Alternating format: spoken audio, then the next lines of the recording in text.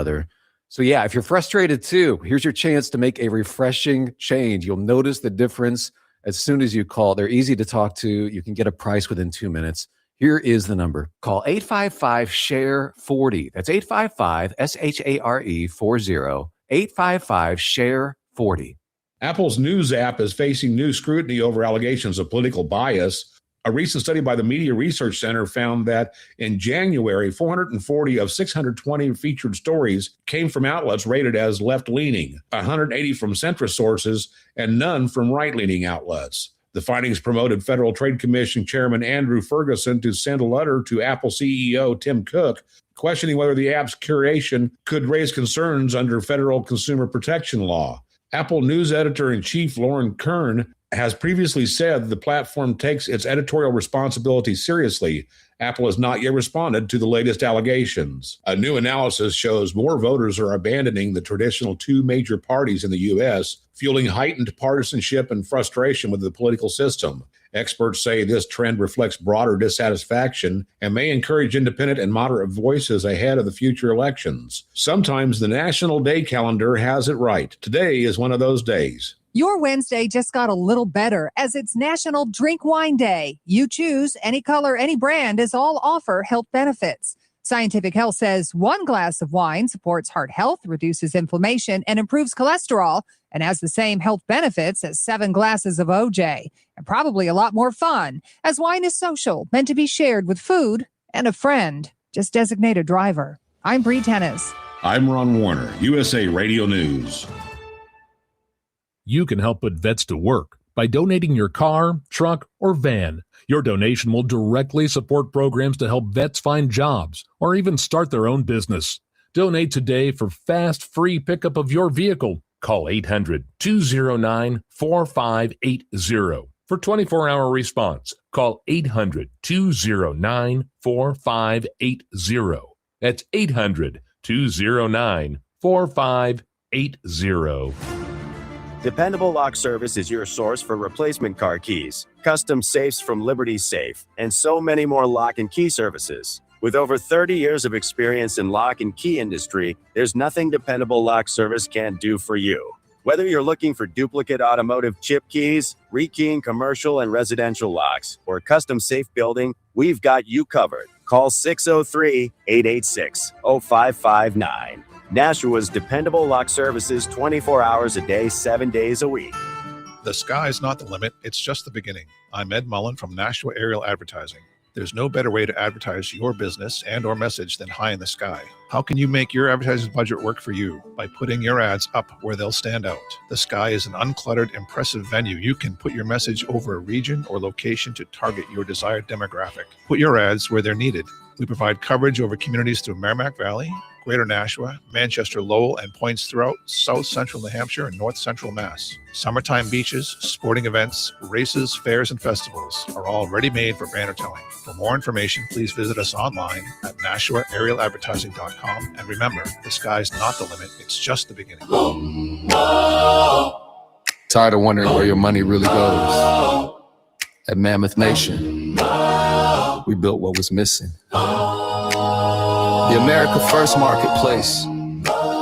Every brand we feature is 100% American owned and operated, rigorously vetted for their values and committed to supporting our Constitution, law enforcement, and the American dream. When you shop with us, your dollar stays in the neighborhood, supporting families, veterans, and charities like Folds of Honor. No more sending your hard-earned money overseas to the companies that don't respect you here. Your dollar reflects your values. Your dollar, your values. Your America. Join Mammoth Nation today and be part of building a patriot economy by going to truckersunitedforfreedom.com affiliate page and hit that link. American built, America strong. Mammoth Nation. The views and opinions of the following show do not reflect those of WSMN, its owners, and/or associates. Welcome to the Common Sense Conservatives, a political discussion group about current events and other government-related matters every Wednesday evening from 7 to 8 p.m. Right here on WSMN 1590 AM, WSMN 95.3 FM, and streaming live on wsmn.live. making sense of the inverted reality we are subject to every day. The Common Sense Conservatives are here to help bring you back to reality. Now, your hosts, Chris Wyatt, Todd McKinley, and John Gorvin. Hello, everybody, and welcome to the Common Sense Conservatives. It is another Wednesday night. I got to get Chris Wyatt in here. Somehow he fell out, and I don't know. There he is. Hey, Carl. I'm here. I've been here. I thought I had him in there before we started the show, but yeah, it's another beautiful Wednesday. I tell you, the weather's getting nice out there, guys. Really enjoyable weather. Up in the 40 degrees, 40-something degrees this afternoon. Nice. I mean, I'm not crying. No, So you shouldn't. How you doing over there in Tennessee, Todd? How you enjoying that weather? No, not bad. I'm going to tell you, we had the snow and ice, a lot of days out of school, a lot of days shut in, and now we can sit outside and have a cigar, have a coffee, have a beer out there if you want to, have a grill out. You're getting that faux springtime out there right now. It's feels good. That's kind of like the thing, isn't it? You're getting that kind of like you get a little nice reprieve from all that cold. Right. We've had a pretty You're bad feeling this year, like, man. oh, I can't wait to be able to sit outside and be outside on the regular. It kind of feels warm when normally we would call this cold. Chris, how you doing, man? I'm doing fine. The weather is a bit warmer. The snow is melting. It's the longest I've seen snow stay on the ground since I moved to Pennsylvania a few years back. But nothing to worry about. It's going to snow again this weekend. Oh, but it's that Pennsylvania warming you have up there, right? It's not global warming. It's Pennsylvania warming, maybe. Apparently, it is today. That's right. It's a little bit of it today, but yeah, I'm doing all right. Just busy as usual with all the different things taking place today. I had a good afternoon this afternoon. The United States won 2-1 in extra time against Sweden. It looked like they were going to have their hearts broken by Sweden yet again, who broke them in Torino in 2006. But they managed to get themselves a goal and swung it in on a 3-on-3 there in the extra time. So that's good news. But 3 of the quarterfinals went to overtime Olympic hockey today. I didn't get to watch the other 2 games. I was busy working. And this one I only got to watch because I went to visit someone at the airport, a pilot friend of mine who flew in today. And so I went to visit him at the private terminal, and driving to and from there, I got to put it on the phone, listen to it while I was driving back and forth. But yeah, I'm doing okay. Waiting for the snow, which means to get the snowblower out since I don't shovel anymore. Yeah. It's gonna be a little hard when it gets wet, though, isn't it? I mean, you're just you got to think he needs that replacement hip and the replacement eyes and all this stuff. So he just uses a machine eyes. Now. Man, I can read license plates 200 yards away. All right. Those are just readers for convenience. Okay, no, they're readers because my retina tore twice while I was still in the Army. I had laser surgery to repair my retina twice, and the floater gets in the way and it confuses the brain. So after a period of time, it's led to where I have to wear these reading glasses. But I mean, let's be honest, 95% of adults over the age of 50 have presbyopia, the hardening of the lenses. So they need reading glasses, 95% of adults.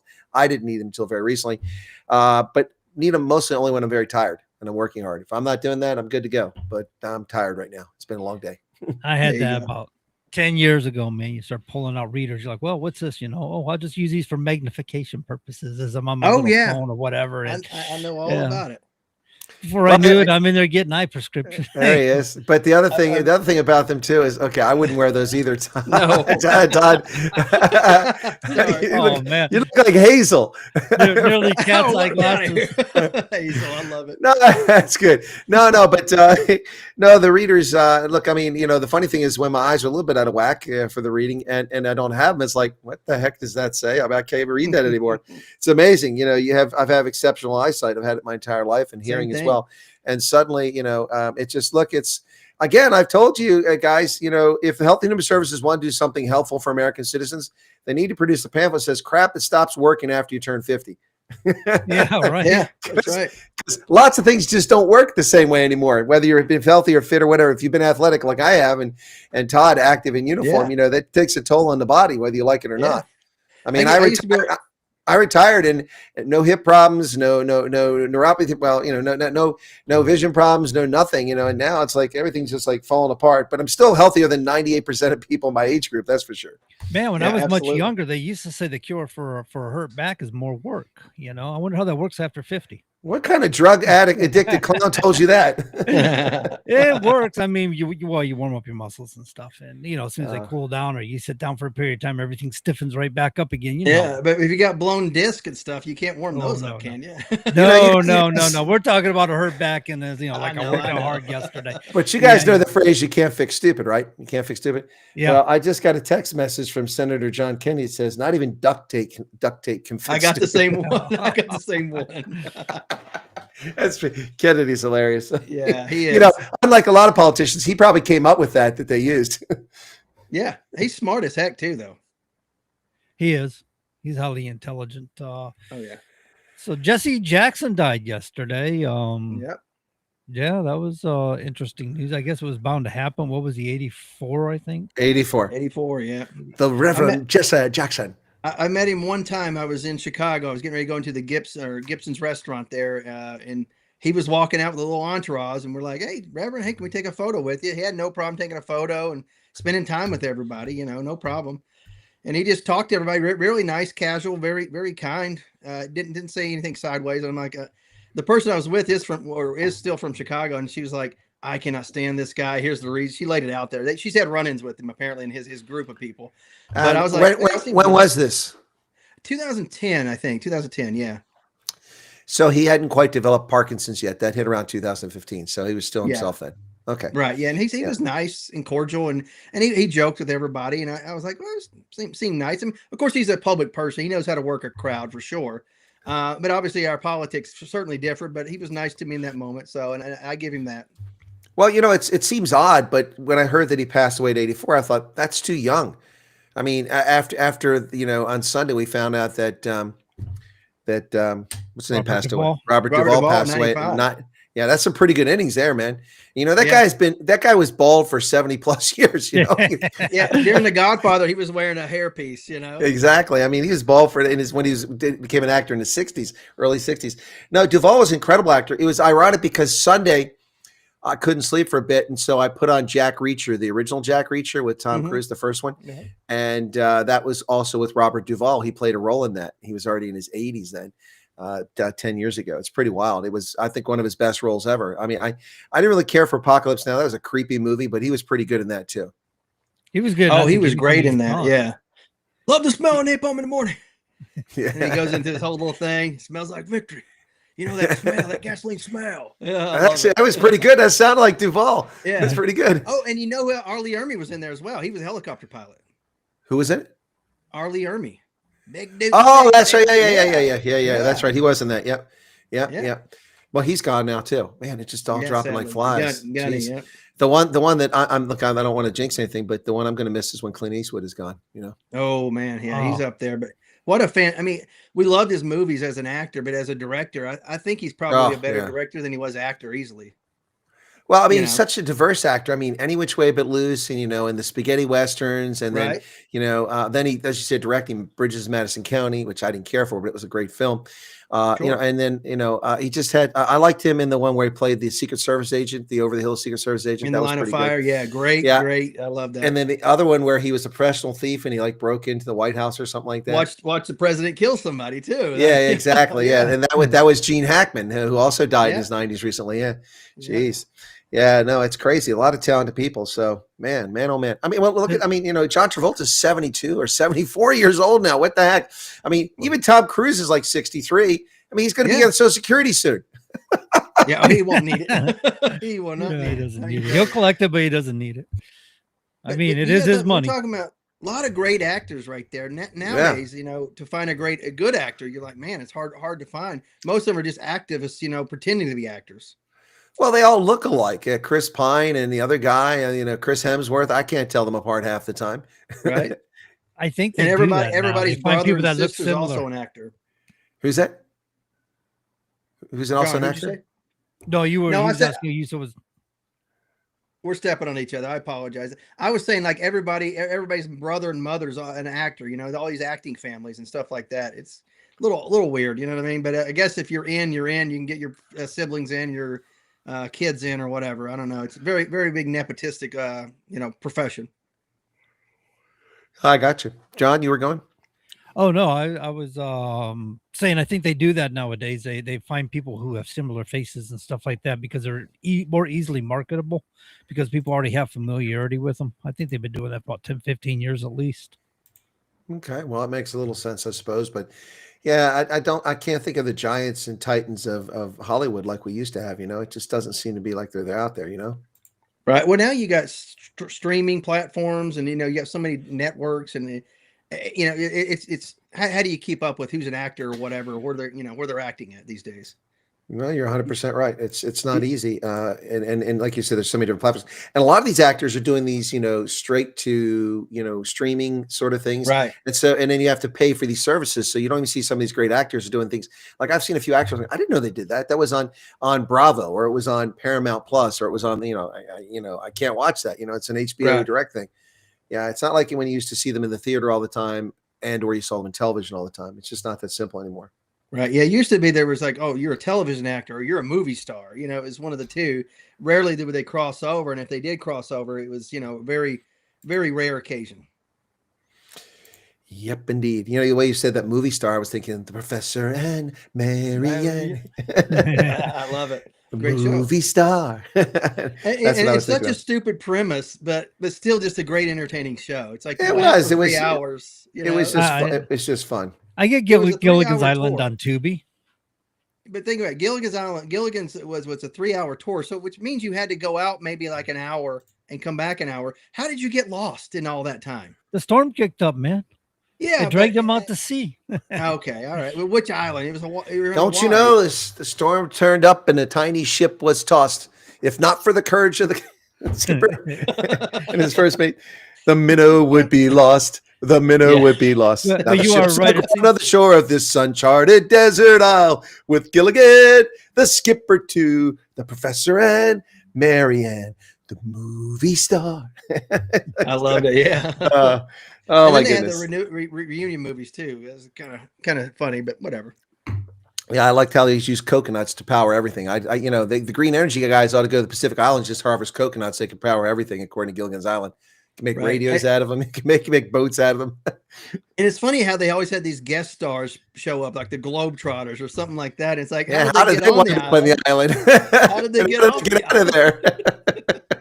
Oh, it's so funny. The golden age of sitcoms, I Dream of Jeannie. The Brady Bunch. It's like, Mike, you designed the house with 6 kids, but only 2 rooms for them. I know it makes for a better scene to have everybody in one scene, in one room, but you're going to have 2 rooms for 6 kids? I don't think so. Come on. Yeah. Mike was loaded I don't too. even recall that. Well, they had to have a room for the maid. Didn't she live there? Yeah, she was downstairs, but and Mike had his office and they had the attic. Remember Greg moved into the attic at one point, right? Later on. Anyway. I think somebody's watched more Brady Bunch than the rest of us. No, come on. No. I will admit to having watched reruns. I will admit to having watched Hogan's Heroes all the seasons at least a dozen times. That's funny. Yeah, you got to learn how to escape from prison if you ever got caught, right? You got to understand exactly. How to build. I know how to dig the tunnels now. I know how to use the coffee pot for a listening device and how to put a camera in Hitler's picture. I figured all that out. All my spycraft. right, and how to dress up like Hitler and then pass off as if you're Hitler. Oh, and how to be a black guy dressed up as a Nazi and make it work. Make it work. Everybody's like, wait a minute. No, it worked. And he had a mustache too, he was part of the Africa Corps. Yeah. Right. Oh my goodness. Oh, what a wild it's a really good show. And what's funny about that show is that many of the protagonists, the villains, so-called villains, the buffoons that were in that were all Jews who escaped. So John Banner was Johann Banner from Austria. He was an Austrian Jew. He escaped. Werner Klemper, who played Colonel Klink, was a German Jew who escaped, a very talented actor. And then the guy who played Major Hofstetter, he was a Jew. General Burkhardt was a Jew. Leo Askew is his name, I think it was. Yeah, those guys all. So Werner Klemper agreed to do the part, but only if the commandant was a buffoon. He said he had to be a buffoon. And that's but what I always got was how did man's always keep that darn monocle in his eye? That right. No matter what happened, the monocle never fell out. It's like they glued it there. I Yep. think super glue came out back. Well, no, that'd been. I was gonna say about that same time period, but I think it was that would about, hurt. That would hurt. Oh, God. I know, and I know nothing. I see nothing. Yeah, John Banner. He actually fought in World War II, and he was also in the movie The Longest Day, I believe, with John Wayne. Did he fight in the Second World War? I thought I was stand corrected, and I thought that he fled. I know that Kemper came over in the 30s. Yeah, I think Banner fought in it. I believe he did. Yeah. You know, a lot of people criticize the United States for not taking more Jews in during the Second World War, and it's a fair criticism. But they lose sight of the fact that in a short order, we took in 95,000 German Jews after Kristallnacht, after they attacked the Jews. It's what a sad situation that happened over there. But anyway, we digress from American politics and the brilliant John, the always amazing, talented, everybody wants to date her, the geopolitical scientist of the world. We all know who we're talking about. Your girlfriend and mine, Alexandria Ocasio-Cortez. Yes.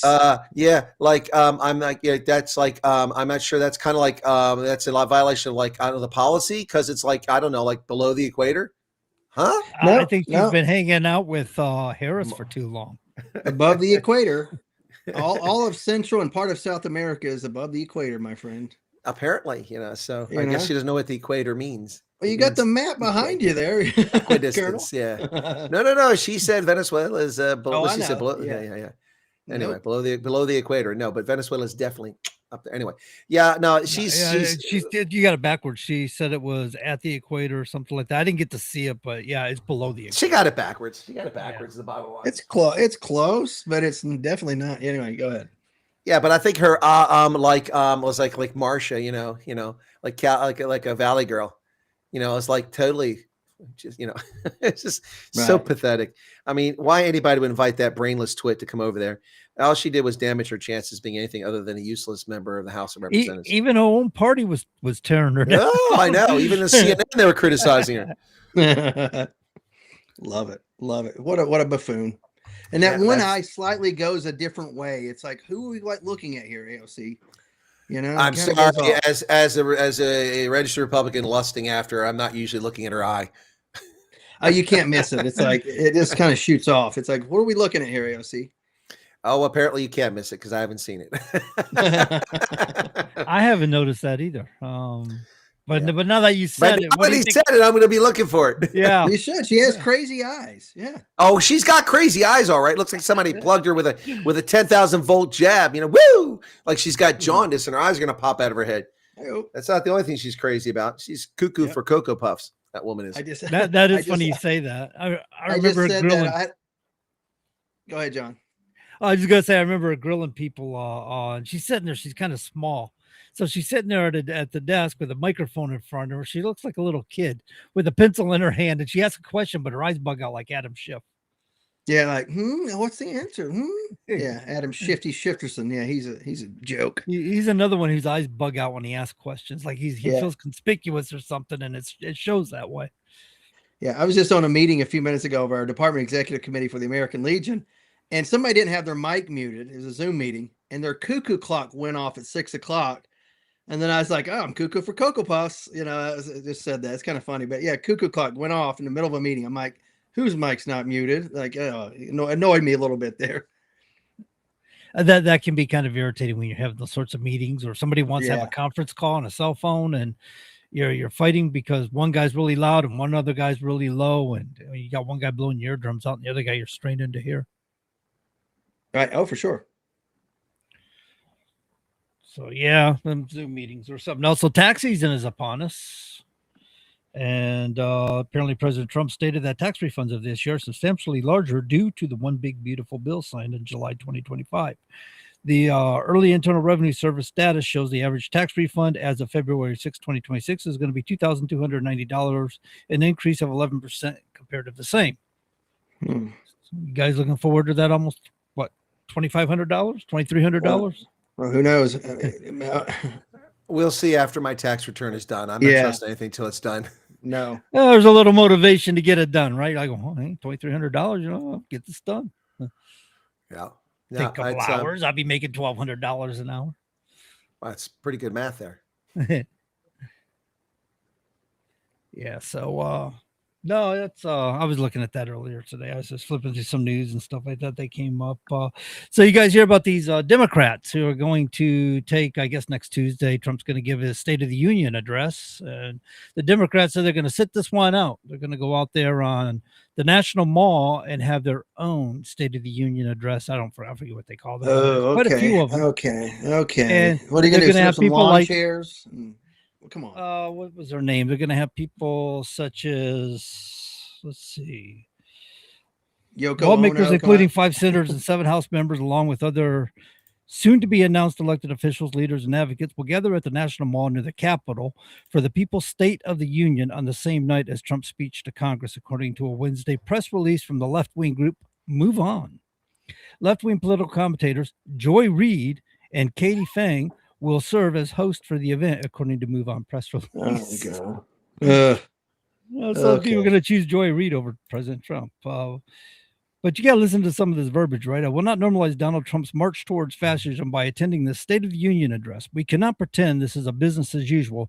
Democratic Maryland Senator Chris Van Hollen, who is skipping Trump's speech to attend the rally, said via the press release, I look forward to joining real patriots who are standing up and speaking out against Trump's lawless agenda. This is called center of the lane strategy, right?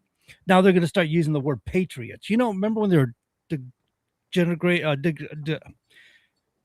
I can almost think of the word. Using patriots as a slur towards. Oh, right. You're denigrating. Denigrating is what you were going to say. Denigrate. Yes. Thank you. Yeah. Absolutely. They were using it like a slur towards people on the political right. People like Hillary Clinton calling us all patriots and deplorables and stuff like that. Now they want to use the word patriots to align with middle of the road voters, try to pick up those votes for this coming election. So it's kind of funny how they start absorbing some right-wing policies, ideas, and verbiage. Sad. Yeah, hopefully people won't fall for it. I mean, the left has been anything but patriotic and loving of America. I mean, they don't mind burning the flag back here. I mean, and also burning Bibles, whatever it is. I mean, if you're having a church service, they're going to invade it at any time. Be very careful of these people. These are not patriots. These are not people who believe in the Constitution and believe that you have the right to do what you feel under the Constitution. They want to infringe on every right you have, for crying out loud. Let's not fall for this. Face it, progressivism has turned into nothing but communism, and that's what they try to usher in. Well, progressivism has always been about regression. That's what it's been about taking rights away by oppressing you with the state. That's what they're all about. That's what they care about. And I love how they twist and contort the Constitution, like the separation of church and state. No such statement in the Constitution. No such statement. Or Congress will not, basically, in a nutshell, Congress will not create a religion. That's basically exactly. No state religion like the Anglican Church. Right. Yep. Or the Vatican. Yep. That's all it says. And from the very beginnings, this was a Judeo-Christian nation that was founded on those concepts, those beliefs, and they're giving our nation away, and we're told to accept it. People who are coming here refuse to assimilate in this country and bring their broken values from other countries, from other ethnicities, other faiths, bring it here and then colonize our country while these treasonous turd balls undermine our country. And we're supposed to sit back and take it. Well, it's a new day is dawn. Did you guys catch Marco Rubio's speech in Munich? That was one of the best speeches in the last 20 years, to say the least, if not longer. No, I didn't watch it, but I heard a lot of good things. And I saw that he was wearing a purple tie, basically signifying, I guess unity royalty. Or whatever. Royalty, also means royalty. It's a royal color. It used to back in the because the snails they used to get the dye from was so so rare. Indigo. Yep. No. So he gave a speech, John, that was just amazing. He talked about we want to guard our Western culture. We share a common Western culture, Christianity and Western culture, and we want to do it with our friends here in Europe. But we'll do it alone if we have to. I was like, dang, way to go, Rubio. That's in this administration standpoint, right? It's kind of like you guys are going to step up with us. You're going to start picking it up in NATO. It's kind of like the ambassador was talking about here at this summit or forum, whatever it was there with the, I can't think of what it was. Now I'm starting to sound like Cortez. You got a tongue twister there. Yeah, I got myself stuck. But anyway, the ambassador was sitting in on that. He was saying that about Article 3 our treaty with in the NATO treaty there that countries have to take care of their own defense first. Right. And so Right. now we've gotten them to step up. Now they're starting to take some initiative there in Europe. A lot of people want to keep putting Trump down for what he's doing, but truth of the matter is he's been doing really well to get countries to step up and to get things back into alignment. Well, it's Right. about time. It's only been 3/4 of a century since we defeated the Nazis. About time the Europeans started defending themselves. Finally, yeah. I was watching a YouTube video yesterday. I was just scrolling through, and it was a former UK ambassador talking about Trump and the way he works and how he observed him behind the scenes and stuff. And he's like, if you just made your opinion based on what you see on the news or what you see on clips, you would have a different opinion of President Trump than what you would have if you saw him behind the scenes and how he actually works. He's like, what you see, in the news or whatever isn't the full picture. It's a very narrow sliver. And the real picture is he truly cares, is strong on defense, and wants the allies to step up truly, so that way we can have an actually safer world. And he's like basically singing the guy's praises. And he's like, I don't agree with the way he does things and what he says and how he talks or whatever, but he's effective in the way he's doing it. And that's kind of the message there. He's got great strategies. Sure. Yeah, he just this is kind of like this bad impulse control, but other than that, yeah, that's true. That's true. And we all do that sometimes, but I think he does that more regular. But it keeps him. See, that's also media manipulation too. He does this stuff, and he knows because he's Donald Trump, everybody's paying attention. And as soon as he does these impulsive things, it's going into the news. All the attention's on him again, which allows him to maintain control. Right. If you're focused on the bad stuff, all of a sudden he can step up and say something that's pretty doggone good, and you're like, oh, where's all this negative stuff coming from? That sounds reasonable. So if you're paying attention to him, you're going to get the good and the bad. I guess that's a good strategy. Keep the media focused on you at all times, right? It is, for him. It is, especially for him, right? Yeah, He likes the attention. He really does, for sure. And so he likes to play off the media a lot, and that's his mode of operation regarding that matter. But no, I mean, you guys saw this thing what Bondi just did. Hand them all the Epstein files with the access codes and then tracked everything they were looking at and researching. No, I didn't see that. Tell me more. You didn't see that? Tell me more, John. Oh my God, it's been all over social media. No, she more. so she when they gave the Congress the unclassified or declassified documents of Epstein, they gave them a passcode because of course it's on DOJ servers. So they give them passcodes to get on there. And when they log in with their passcode, they know who logged in or what office.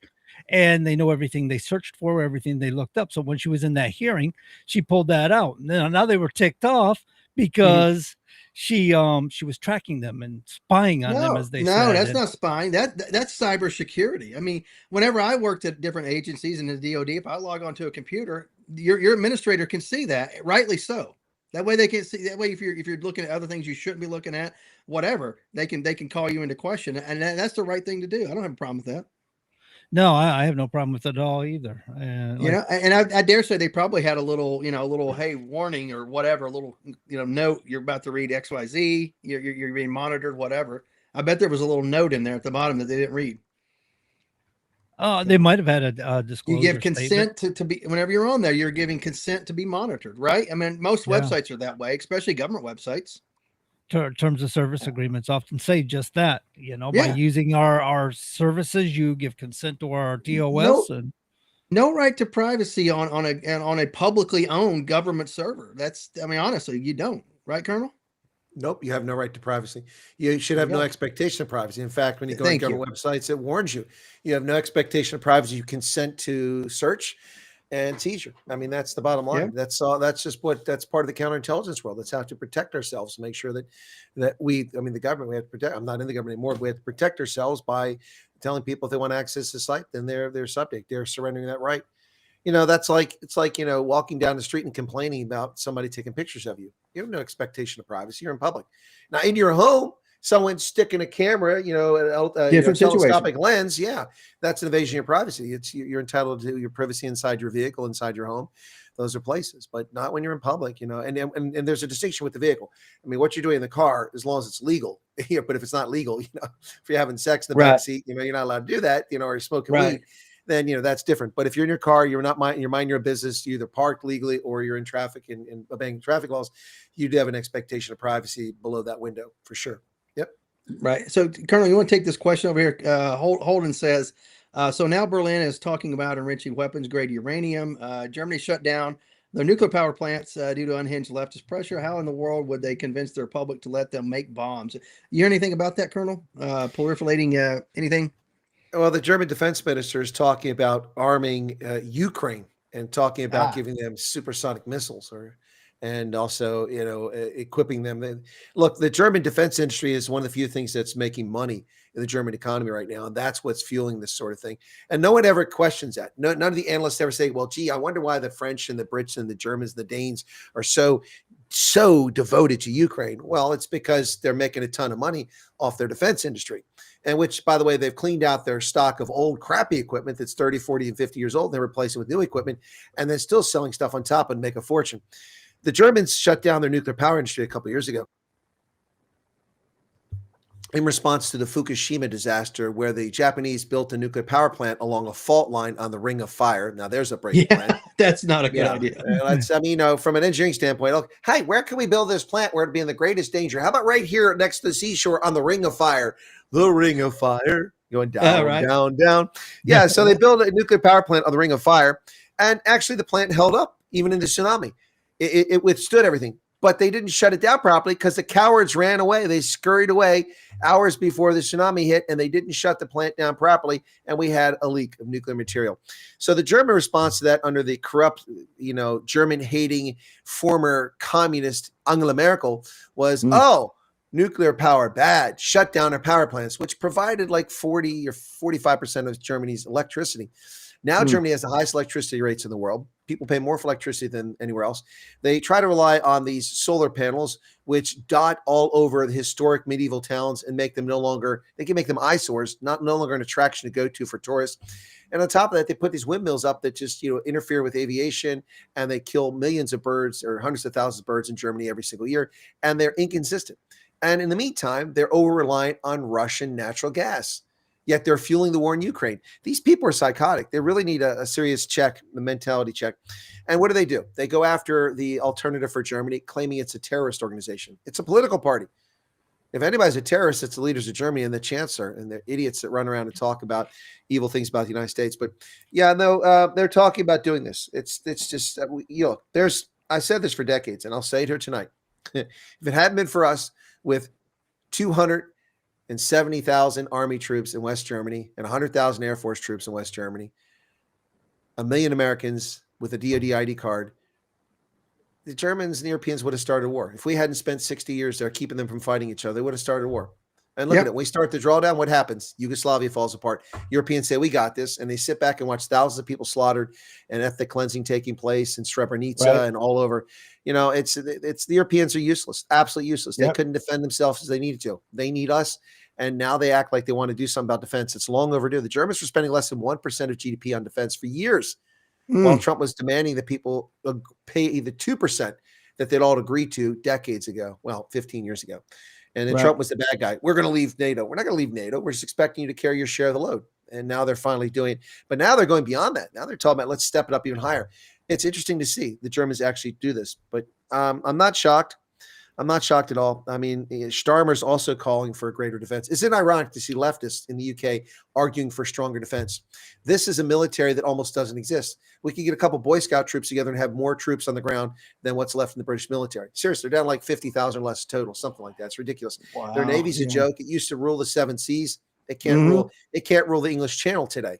It's really sad to see. We're looking at China with ability that's well past what the Brits have in capability. They have no ability to forward project their forces. And this is a military that participated in the Gulf War, that sent troops to Sierra Leone at the end of the war, that was throughout the 40s, 50s, and 60s, sent troops all over the world, in the Arabian Peninsula, in what is today Yemen, the Aden crisis. They've had troops everywhere. They had them in the Troubles in Northern Ireland. They can't deploy anybody. They need us to go anywhere. It's really sad to see. Isn't that what happened, Chris? Is these countries became dependent on the U.S. for defense? It just figured they can keep relying on us, so they focused in on economics and things like that and enriching themselves. That's true to a degree, but not entirely true. So, for instance, the Brits still had a credible defense force up until the end of the Gulf War. I mean, they were able to deploy troops in the Gulf. Remember, they went to the Falklands. That's one of the most challenging deployments you're ever going to have. From my map behind me, all the way up here in the Northern Hemisphere, all the way down here to almost Antarctica. in an isolated chain of islands and taking, the Hawk Harrier, the Harriers out there, the Harriers, the VSTOL takeoff jets, and then deploying basically their Rangers out there, SAS out there, and helicopters. And they had their share of disasters. The Sheffield was sunk but they also sunk the General Bergano. But the point is that was an incredible operation. They self-deployed. And I remember that vividly. I was still in high school when that happened.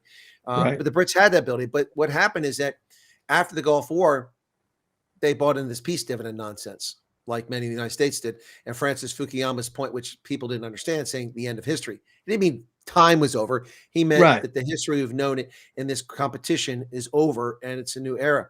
Well, it's a new era of sorts. But yeah, I think that the others you can talk about. The Germans have lived under our skirts for decades.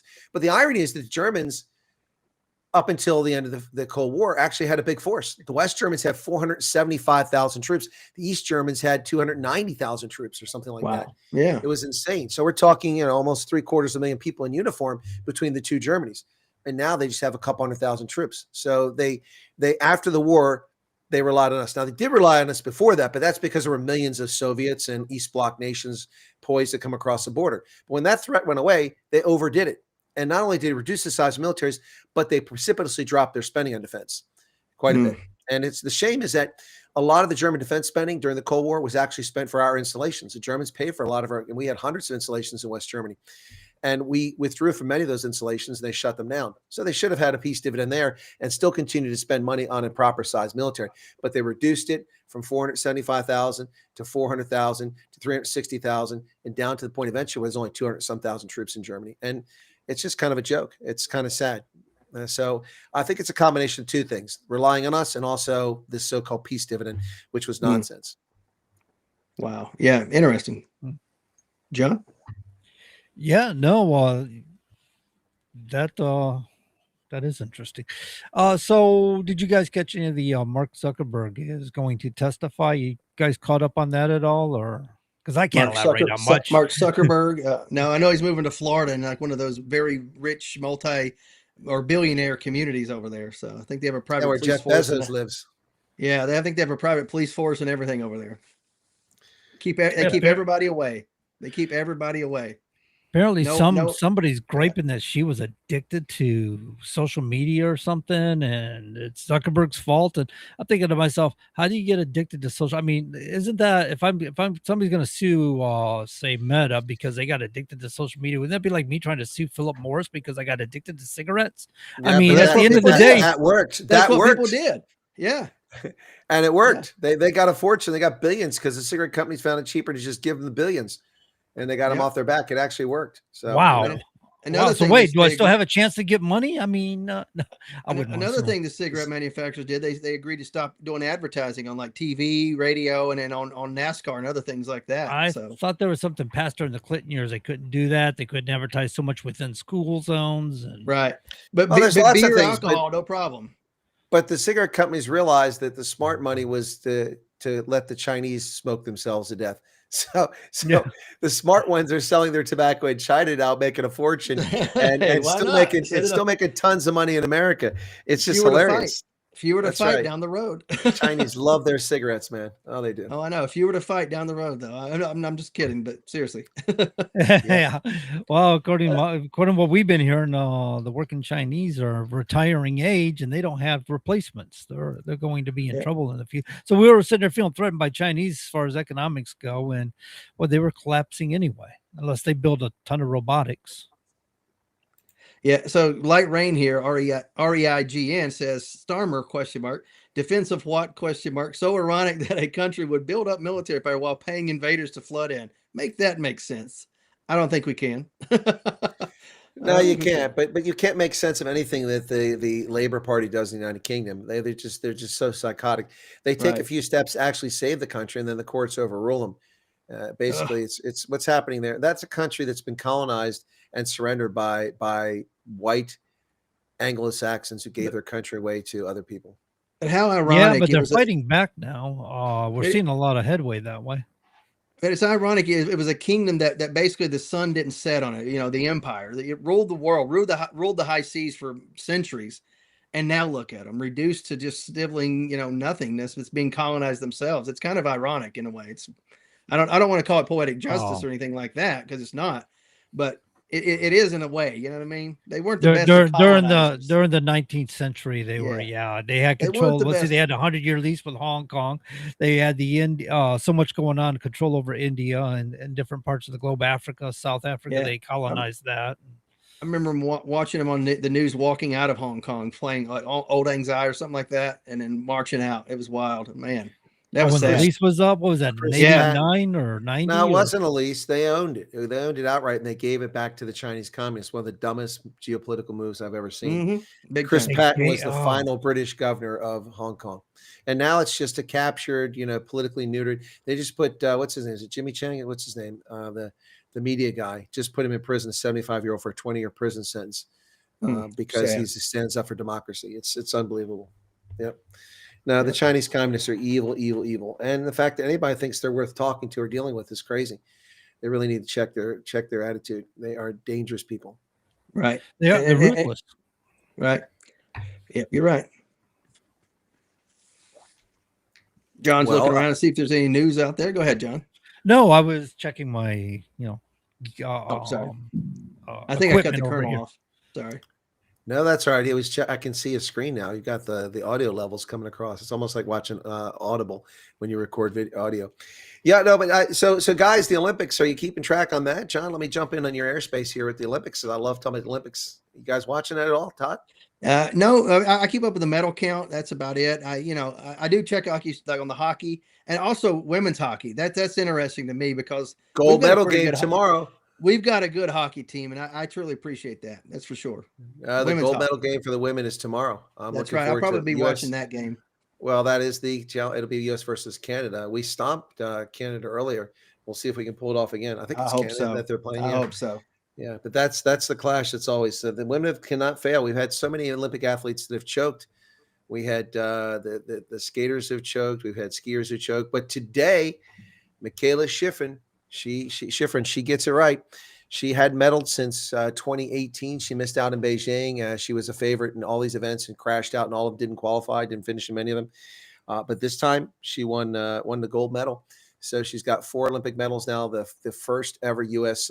Alpine skier to have 3 gold medals. That's incredible, given all the amazing skiers we had over there, Peekaboo Street, and all these other Phil Mayer, all these amazing downhill and alpine skiers, and we've never had one that had 3 gold medals. I heard that today. I was shocked to hear that. But she's won like 109 competitions over the years. She's at 71 of them in the event she won today, which is her best event. But we get a gold. So the U.S. is holding its own in the Olympics. We're just behind Italy, the host. Of course, the Norwegians are running away with this. I mean, those guys, they do so well in the cross country skiing and all these other events, the jumping and stuff. So they are running away with it. They're over 30 medals now. The Italians are 2 medals ahead of us and a couple of golds, but the U.S. is right on their heels. Got 3 more medals today, 2 in one event, and then, of course, Schifrin got hers. We're guaranteed a medal tomorrow, gold or silver, in the women's hockey. Hopefully it's a gold medal. That'd be good to see. Yeah. And then we've got a couple more. The U.S. men, it looked really tight there in the game today. I wasn't sure that the Swedes played very determined the last 20 minutes of the game, that last period. And the last 5 minutes, they just was amazing. They just turned it up. They pulled their goalie, and they scored that goal. Connor Hellebuck was just caught off guard. I mean, he had both. You know, it's really sad to see the Swedes were crushed. But the thing is that's the heartbreak of a sport like hockey. You know, you can play your heart out, and then just one tough bounce of the puck, you go off the post and ring in, and it's over. Right. The Markham, the goalie for Sweden, was incredible. He made 38 stops, but unfortunately 2 got through and they lose the game. Tough break for them because it's a quarterfinal. If this has been a semifinal, at least they could play for the bronze, but now they're done. And so the U.S. goes forward playing Slovakia. Canada plays Finland, and I'm pulling for Finland to win. Then we could replicate 1980 and defeat the Finns in the gold medal game. That's true. Yeah. People think we defeated the Soviets. It wasn't the gold medal game. That was the game before that. Yeah. The Miracle on Ice was just before that. You're right. Yeah, and people forget that we had to beat the Finns to win the gold medal. And it was improbable because we've won 2 gold medals in hockey. Both were in the United States. 1960 in was like 60 Lake Placid or Squaw Valley. I'm trying to remember. I think it was. I'm not sure. I can't remember, but Squaw Valley. But 1980 was Lake Placid. I think it might have been the second time. But anyway, we won in 60 with the American men, and we won in 1980 with the American men. We have never won a gold medal since then. We won silver, but we've never won a gold. So it's pretty exciting because there's a player on the team whose father played a 1980 team, and whose grandfather played and uncle played in the 1960 team. So if he could win it, wouldn't that be so cool? That's a story. That's big. That would time be a right great there. story. I love that's it's a feel good story, and I think we needed out of this Olympics. You had a lot of those people out there protesting ICE and all this stuff early on. I don't know if that's died down. Probably not, but I saw a few of the woke figure skaters. Like she was a quote woke. Amber Glenn. Yeah, Amber finished Glenn. like 14th or 15th. Yeah. She choked big time. Well, she also banned her social media because she got a massive backlash for being such a turd towards Americans instead of keeping them. I get it. What are these people talking about? She's like, the evil things that the Trump administration has done against the LGBTQ community. What have they done? There's not a single thing that Trump has ever done against the gay community since he became president. What has he done? Nothing. But they just want to, people like this activists, not gay people, but people like this who are activists just want to pretend they're victims all the time. In both of his administrations, openly gay men and women have served in his cabinet. I'm sorry. He's not against gay people. I'm sorry. No, and he hasn't done anything to harm gay people. There's just people want to run this narrative. Not at all. I mean, I know gay conservatives and they love Trump. They would ride to the ends of the earth with Trump. Well, talking with the log cabin Republicans at CPAC, they're like, there's no problem with him whatsoever. The left is who we have a problem with because they talk down to gay people and think, oh, this is the only party you belong in. It's like, there's more to us than actually just being gay. It's like just like you and I, like there's more to us than just being straight. There's a lot of stuff to a human being. You know what I'm saying? That's one aspect. And that shouldn't be your identity. That's true. I'm also devastatingly handsome. Let's not forget that. All right, here we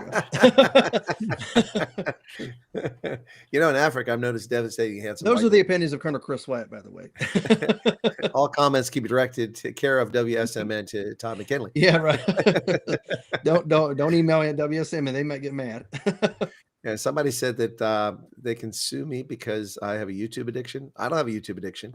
They got a YouTube addiction because they can sue me because what? Well, maybe because some of them do, but I mean, I'm on a quest to find viewers right now. YouTube is something going on. It's something going on. So many content creators are seeing a massive drop off in their viewership. But I don't know if you guys saw it, but yesterday and into today, Alphabet, but not exclusively them. So it affected Gmail and YouTube, but also other platforms had a massive global outage. Sites weren't working or they're working part way. It was very, very chaotic, confusing. A lot of people were having a hard time with the internet around the globe. I don't know if someone took out a node somewhere or there was denial service attacks, but something weird was happening. I did notice with Google, I noticed Alphabet, but I noticed X was down for a while. Yeah, no, that was all part of it. Yep. Crazy stuff. Okay, so that's what that was. I was wondering. I was like, I'm not seeing anything. No updates, nothing new, and so that explains it. Okay, now I know. Yeah, no one has explained what happened yet. We probably got a node somewhere that was taken down or went out or and delayed, or there was congestion somewhere. It doesn't take a whole lot to knock the whole. That's what's so scary about the internet. It's so vulnerable. Somebody did a reply all, maybe. Somebody did a reply all. Yeah. Someone pushed F6 and the whole internet got wonky.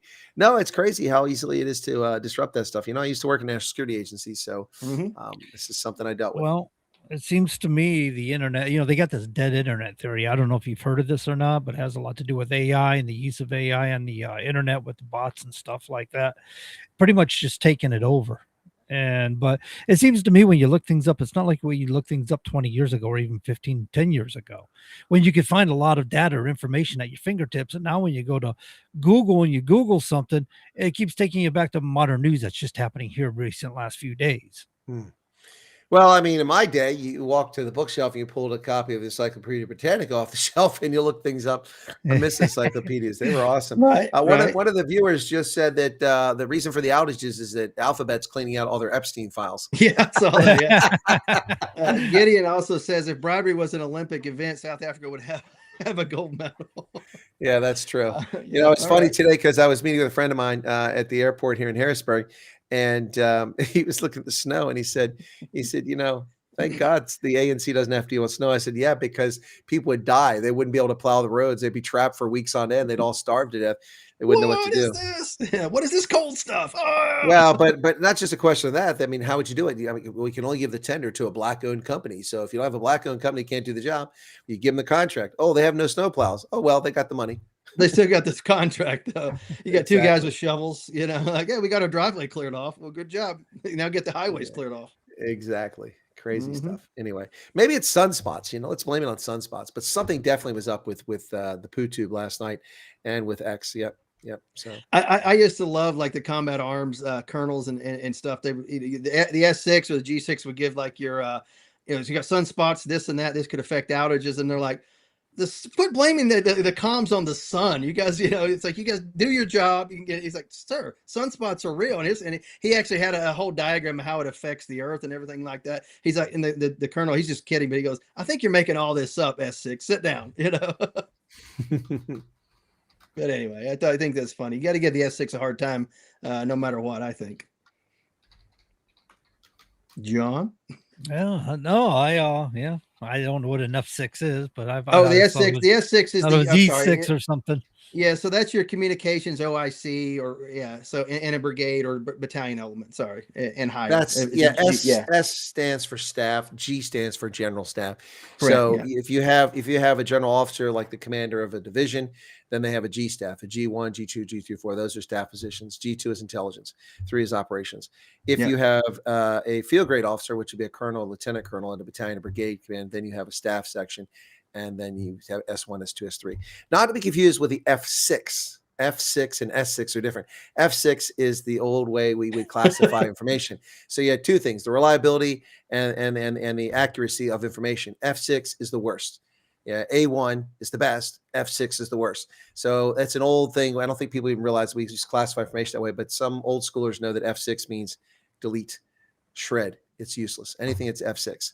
So now there's also F6 on your keyboard. It does different functions depending on your operating system. Right. About 2. Right. This hour's flown by. We got like a minute left, right? Wow. We just got a matter of seconds left, and we'll be playing some music out for the top of the hour break. We always got to take that because people do want to hear their news, and we won't make a show if we don't have the that's exactly where I was going. It's not a common sense conservatives unless we come back in with monuments of distinction. Gates and monuments. There it is. Absolutely. So, ladies and gentlemen, music's going to lead us out for the top of the hour break. Don't go anywhere because we're going to come right back and get to it some more.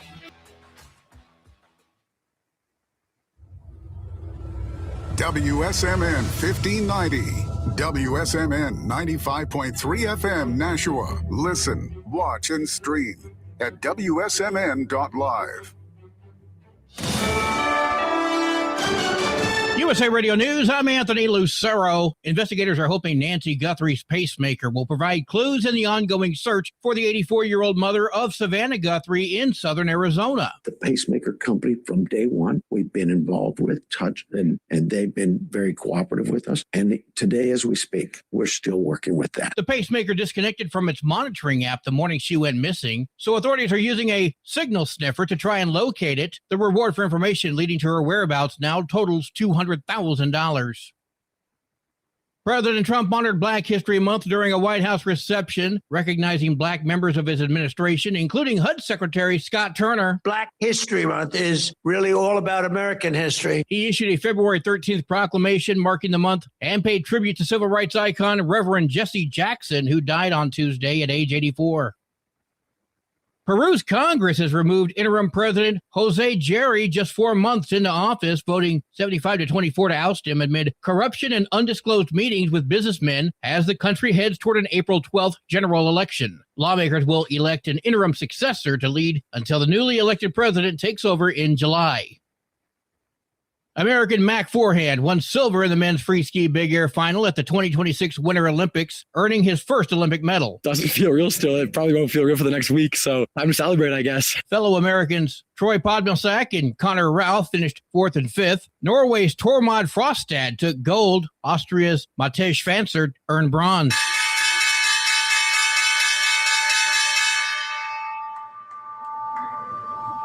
Wall Street closed with stocks higher. At the closing bell, the Dow Jones Industrial Average rose 129 points. The S&P 500 was up 38 points, and the Nasdaq soared 175. I'm Sarah Lee Kessler. From America's News Network, USA Radio News. Maybe this is you too. There's enormous frustration right now with healthcare costs. It is amazing. Healthcare costs for families in the last 20 years have almost tripled, and it just keeps getting worse. All this to say, This is why MetaShare is so in demand right now. People are looking for alternatives, and MetaShare is proven. You can save thousands of dollars a year and actually like it more. Over 1 million Americans are now part of healthcare sharing, and MetaShare is the gold standard. It's trusted, it works. It's been helping people save money and have peace of mind now for 30 plus years.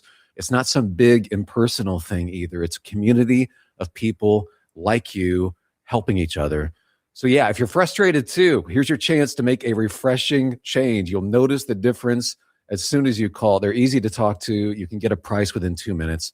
Here is the number. Call 855-SHARE-40. That's 855-SHARE 40. 855-SHARE-40. Tired of wondering where your money really goes? At Mammoth Nation, we built what was missing. The America First Marketplace. Every brand we feature is 100% American owned and operated, rigorously vetted for their values and committed to supporting our Constitution, law enforcement, and the American dream. When you shop with us, your dollar stays in the neighborhood, supporting families, veterans, and charities like Folds of Honor. No more sending your hard-earned money overseas to the companies that don't respect you here. Your dollar reflects your values. Your dollar, your values. Your America. Join Mammoth Nation today and be part of building a patriot economy by going to truckersunitedforfreedom.com affiliate page and hit that link. American built, America strong, Mammoth Nation. Hi, Nashua. I'm Perry Cataldo from Choice Benefit Services, your local insurance agent that has dedicated himself to all the Medicare plans in New Hampshire. Whether you're just turning 65, new to Medicare, or already have a plan, I'll explain all your Medicare options and extra benefits that you hear so much about. I ensure you're getting all you're entitled to and all that you deserve. Nashua, don't get fooled again this year. Call Perry Cataldo at 603-461-5550. That's 603-461-5550. Or visit me online at cbsnh.com. That's cbsnh.com. I look forward to hearing from you. And remember, health is wealth. Continuing the legacy started in 1904, Roger Pellerin of Gate City Monument Incorporated continues to provide the same high-quality monument, custom headstone, and stoneworking craftsmanship today that they built their reputation on over 100 years ago, servicing Nashua, New Hampshire, as well as nearby areas in Massachusetts, such as Lowell, Billerica, Chelmsford, and beyond. From creating custom monuments to memorialize, to landscaping and granite work or restorative services, each job is done to your satisfaction and is backed by decades of experience and integrity. If you're thinking about stonework, think Roger Pellerin of Gate City Monument. Visit online at gateCityMonument.com. Stop by and meet Roger at 321 West Hollis Street in Nashua, or call 603-883-7141. That's 603-883-7141. Gate City Monument. Memorials of distinction for people who care. The views. All right, ladies and gentlemen, if you're just now tuning in, you're listening to Common Sense Conservatives right here, WSMN 1590 on your AM dial, 95.3 on your FM dial, and you can catch it at wsmn.live. So, guys, at the beginning of the hour, or the first hour, we were talking about this group of Democrats that decide they're going to go to the National Mall and hang out for the State of the Union address and have something of their own. And I'm pretty sure you can figure out where they're at. By the way, Todd, you're muted in case you needed to know. But you could figure out where they're at because Joy Reid will probably be blathering on there, and so she should be able to identify them. I'm wondering what would it take to get some conservatives to go out there, since they become easy targets standing out in the open, to talk to them about conservative principles. And by targets, he means to ask them questions and things like that, not shoot at them. I want to be very clear on that. That word. Some people are simpletons, I guess. They would take it out of context that meant and bullseye. Holy crap! That show host John Grosvenor calls for violence on the mall. Actually, it's getting kind of concerning with all these people. Somebody was pointing out with transgenderism and stuff, and all these shootings that have been happening throughout last year and this year. We just had that one in Paducah, Kentucky. So that's kind of I don't know. I was reading up on some of that, and I was seeing where there are they say it's not mental illness to be transgender. However, folks that are transgender tend to suffer from mental illnesses. Right. You know, Well, things like until anxiety, very recently, it depression. was classified as a mental illness by the Right. American Medical Psychiatric Association. All these guys classified as such. Just recent that stopped being the case. So Right. take it for what That's- you want, you know. And that's because of politics, not because of any real medical or any science behind it. It's just all politics, reclassifying it. It's sad. And now you've got a bunch of people in America who now suffer because this isn't a mental illness. So now how do I get the care? How do I get, things taken care of through insurance or whatever the case may be? Now it's harder for people. Yep. 100%. Yeah, so yeah, they were talking about they suffer from a lot of depression, anxiety, and a lot of things. Of course, they put it under social pressures and things like that because people just don't accept them. And I don't really take that for a proper answer. No. I don't like it when they do that because that's just nothing more but manipulation on people like you and I. You know, we're not required to accept people for their status. You know, if you are transgender, you know, that's your business, and I'm fine with it. I have no issue with it. But just the same, I don't have to go out of my way for it as anybody else for any other reason. I don't have to tiptoe around people, nor should I have to. I have a life to live too, as do you and Chris and the listeners out there. Right, absolutely. You got it. And we take everybody, as an individual. I take everybody as an individual, at least. If you're a good person, decent to me, I really don't care what other issues you got going on or whether you're transgender, whatever your skin color. Everybody should be taken as an individual, on the whole. But I don't want to subscribe to your nonsensical politics, and I also don't want to say that a male pretending to be a female is a female. I'm not going to do that, but I'm not going to be rude to somebody on an individual basis if they're being kind, cordial to me, and or in a professional setting, being professional. I'm not going to do that, but I'm not going to sit there and just jump on the bandwagon and be like, oh, everybody, let's just go ahead and accept this thing that's not true. No, thank you. Well, yeah, to your point, if somebody walks up to you, if a grown man walks up to you in a dress and high heels and says, "Excuse me, do you have the time?" It's like, yeah, Sure. it's 8:09. Have a good evening. That's the end of it, right? You have to treat him like a decent human being. If a guy walks up to you and says, "Hey, would you like to go have a cup of coffee with me?" It's like, I don't think we're gonna have a whole lot in common to talk about. I'm sorry, but I'm gonna decline. Right. You got that right for sure. People, like so many things, just get carried away with things. In California, passing a law criminalizing healthcare workers for misgendering a person. It's ridiculous. How are you supposed to know what people think they are? It's ridiculous. You're wearing a dress, you come up to me, but you got a beard on.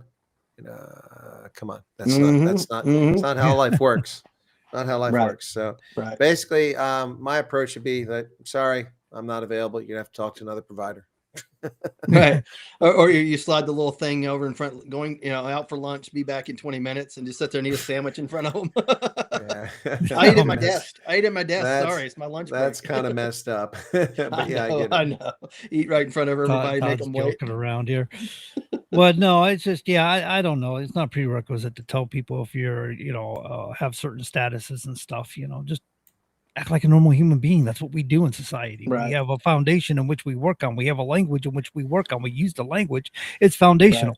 We can all communicate that way. But if you guys want to keep changing the definitions of words and the meanings of words and swap things around all the time, we don't know where we stand anymore. I don't know what people mean when they say trans woman. I don't have a clue what that means. Well, and the thing is that this nonsense does not work in German. You can't change der, die, and das and mess it up, because they change with the cases. The nominative, the accusative, the dative, the genitive cases, the words all change. Der becomes die, becomes dame, becomes deren, and dame. You can't do that. And Germans understand what's going on based on the case. Whereas in English, we don't change the articles. But, you can't, this like nonsense. I'm reading an article, they. Who's they? There's one lady there. She's not they. That's not plural. That's brain dead, and it's self-indulgent. And when we indulge this lunacy, we undermine our own language and make it impossible to communicate. I can't even read this garbage. These authors write this. And anytime I see somebody with she, her, and stop, just stop. I don't need you to share your political views with me. Just put your darn name in your email and move along. I don't need this nonsense. Yes, I know that Chris is androgynous. It could be a boy or a girl, but usually a K, except for Chris Christopherson, another few handful of people, actually is a girl, and C is a boy normally. Anyway, but I mean, stop. I mean, come on, Tracy spelled, differently for girls and boys. Sean. Now that's confusing because some girls actually named Sean. It's strange, Right. but And anyway. some I of know, these names. I know no men named Siobhan. No. Right. Yeah. What was that? But What was that song? A somebody Boy names. Named Sue? Oh yeah, boy named Sue. Yeah. Right. Good. Yeah, that was a good song. Yeah, for sure. Man in Black, Johnny Cash. Yeah. Yeah, absolutely. So yeah, I don't know, man. It's just I don't want to begrudge anybody anything. It's a free country, and I No. believe in freedoms. And if people feel the need to dress accordingly, then be my guest. Yeah, I've misgendered people who look like a male and who identify as a female, but I've had people rationally say, I understand that you made a mistake, and but just so you know, and I was like, cool, no problem, but don't try to force me to say something, that I don't want to. Exactly. And the person was like, hey, I'm not going to force you to say whatever. He's like, but I'm just letting you know. And I said, thank you very, very much. I appreciate that. And we moved on. Yep. Fulfilling political agendas. That's what it's all about, guys. It's just about political agenda. It's not about reality. It's not even about people actually being the things that we're talking about. Some people generally have gender dysphoria, but the number is incredibly small, but not if you listen to the news. And they're generally not the ones out making political statements. Some maybe, but most of them are, trying to figure out who they are, and they're suffering. A lot of them are, and they're being used in a way that they shouldn't be, I don't know, extorted or I wonder when people have gender dysphoria, do they normally cross-dress? Do they normally men dress like women? Is that normal for them, or do they tend to repress that? Do they tend to just try to dress according to their gender as of birth? Is there any information on that? I don't even know. I don't know. Yeah, no clue. I know I've heard statements about it where they made statements. People that we call it community, I don't know, or people that do suffer from it, that they they say that they get tired of this because it kind of takes away from them. It kind of it's already complicating enough for them, and this is just confusing matters even more. Yeah, and parents who allow a young kid that's a girl to identify as a boy or vice versa. I mean, that to me is child abuse. You're doing that person a major disservice, and whenever they get up, they're going to have more issues than just the transgender. They're going to have a lot of developmental issues. Especially during that socialization process that kind of forms who you are as a person. They're going to have a lot of problems as they get older. And I've heard of cases already where children have grown up and they were given medicines and things like that. Things now that have caused their bodies harm for reproductive purposes, and now they're angry at their parents because why weren't you there to protect them? You should have been there to protect them. They weren't old enough to be making these choices. Yeah, 7 and 8-year-old can't make decisions like this, let alone a 15, 16-year-old or even a 20-year-old in most cases. Your brain's still developing until you're about 25 is what scientists say, something around there. I mean, come on now. I mean, we talk about this stuff, and it wasn't that long ago. We had people that used to dress their boys up as girls until 5 or 6 years of age. Yeah, and that was a thing because it was just cheaper to do it that way, back in long time ago, because it really didn't matter in many ways because a 2-year-old probably doesn't know what gender they are really, what the clothes are. They don't really know that, They don't care. They're not thinking about their gender at 2 years of age. No. And they're not really thinking of the other sex as, it's another kid, it's not like it's not until you get a little bit older that you're seeing, you kind of realize that the differences here, figuring things out. You know what I mean? Yeah, parents sometimes tell them, "Oh, well, girls are different than boys," and they point things out, but otherwise, yeah, you're right. They don't catch on their own that much. Yeah, right. Let kids be kids for crying out loud, But people who want to force their political ideology on kids, man, it's child abuse. I mean, it's evil. I think it is. I think people should let their kids grow up and be kids while they're kids, and there's proper ways to raise children, and doing that is not proper. I don't know anybody could think that would be okay to say, hey, you're my son, but I'm going to dress you up like a girl, and you're gonna like being a girl, and this is how it's going to be for you. It's not pushing those ideas onto children's awful. Taking your kids to these major protests and stuff like that. I mean, that's just another thing. Plus it puts them in harm's way. It's dangerous. I mean, why would you take your kid to some protest? I mean, that's just, I don't think so. Tell them about it. Talk to them about it, and let them understand what a protest is, and they have a right to peaceful protest for sure, redress of grievances, etc. But don't take them to some protest that could turn violent, in a matter of moments. And then next thing you know, you're trying to scramble to save a kid if you care about your kids anyway. Anyway. Yeah, if there were violent protests happening in the streets, I don't think I'd take my children there. That's And not nowadays, giving them nearly any any education in protest, anything. nearly any protest nowadays could turn violent quickly, and it's just you have to be very careful of it. I mean, and Only be when cognizant. Donald Trump's president. Oh, right. Yeah, correct. Yeah. It was fine when Yeah. Biden was around. Everything was Well, yeah. peaceful then, but Right. Well, never mind we talked about this, LBJ. how long would it be after Trump gets inaugurated that this Right. breaks out again and chaos reigns in the streets? And We've had it didn't violent take long. protests. We've had violent protests since the beginning of the republic, for crying out loud, but now we just see them on social media, and as soon as you pick up your phone, you see it, but I'm pretty sure the not Sons of Liberty weren't taking their children out at midnight and burning down the governor's mansion. And right. Yeah. Holding signs, I'm a boy. No, you're a girl. We understand what you are. Come on. Yeah, no, you guys make a point. It's hard to argue that point. Back in the day, they were protesting real things, segregation, real racism, institutional racism, being forced to go fight a war in Vietnam that your government's lying to you about, real protests, things that people were protesting for real. Nowadays, it's made up stuff. You dropped a letter off of the end of the LGBTQIA, da, da, da, da, da, da. You missed one letter. How dare you? Let's kill that person. Let's go get them. It's sick. Now we can use our right to bear arms, just like the conservatives said, but we use it in inappropriate ways, not like what the conservatives said. So we have a contentious argument going on here in Merrimack, New Hampshire, where they are wanting to build a detention center for illegal immigrants to house them 3 to 7 days before they deport them out of the country. Of course, it'll be a regional. It's not going to be for the whole country because they're going to build other centers in other various parts of the country. And we got the liberal left now is protesting that. We got Democrats here in the state are trying to hold meetings and they want to butt them out. We got Healy down there. Governor Healy out of Massachusetts was telling Governor, hey, you got to put an end to this, and you can't have this going on up there in New Hampshire. It's not good for the region. And saying, hey, I was like, well, what are you nuts? Stay in your own backyard. You handle your own business. Yeah. We're signing up for this. And so it's one of the times when Ayat's actually aligned with Trump. But right.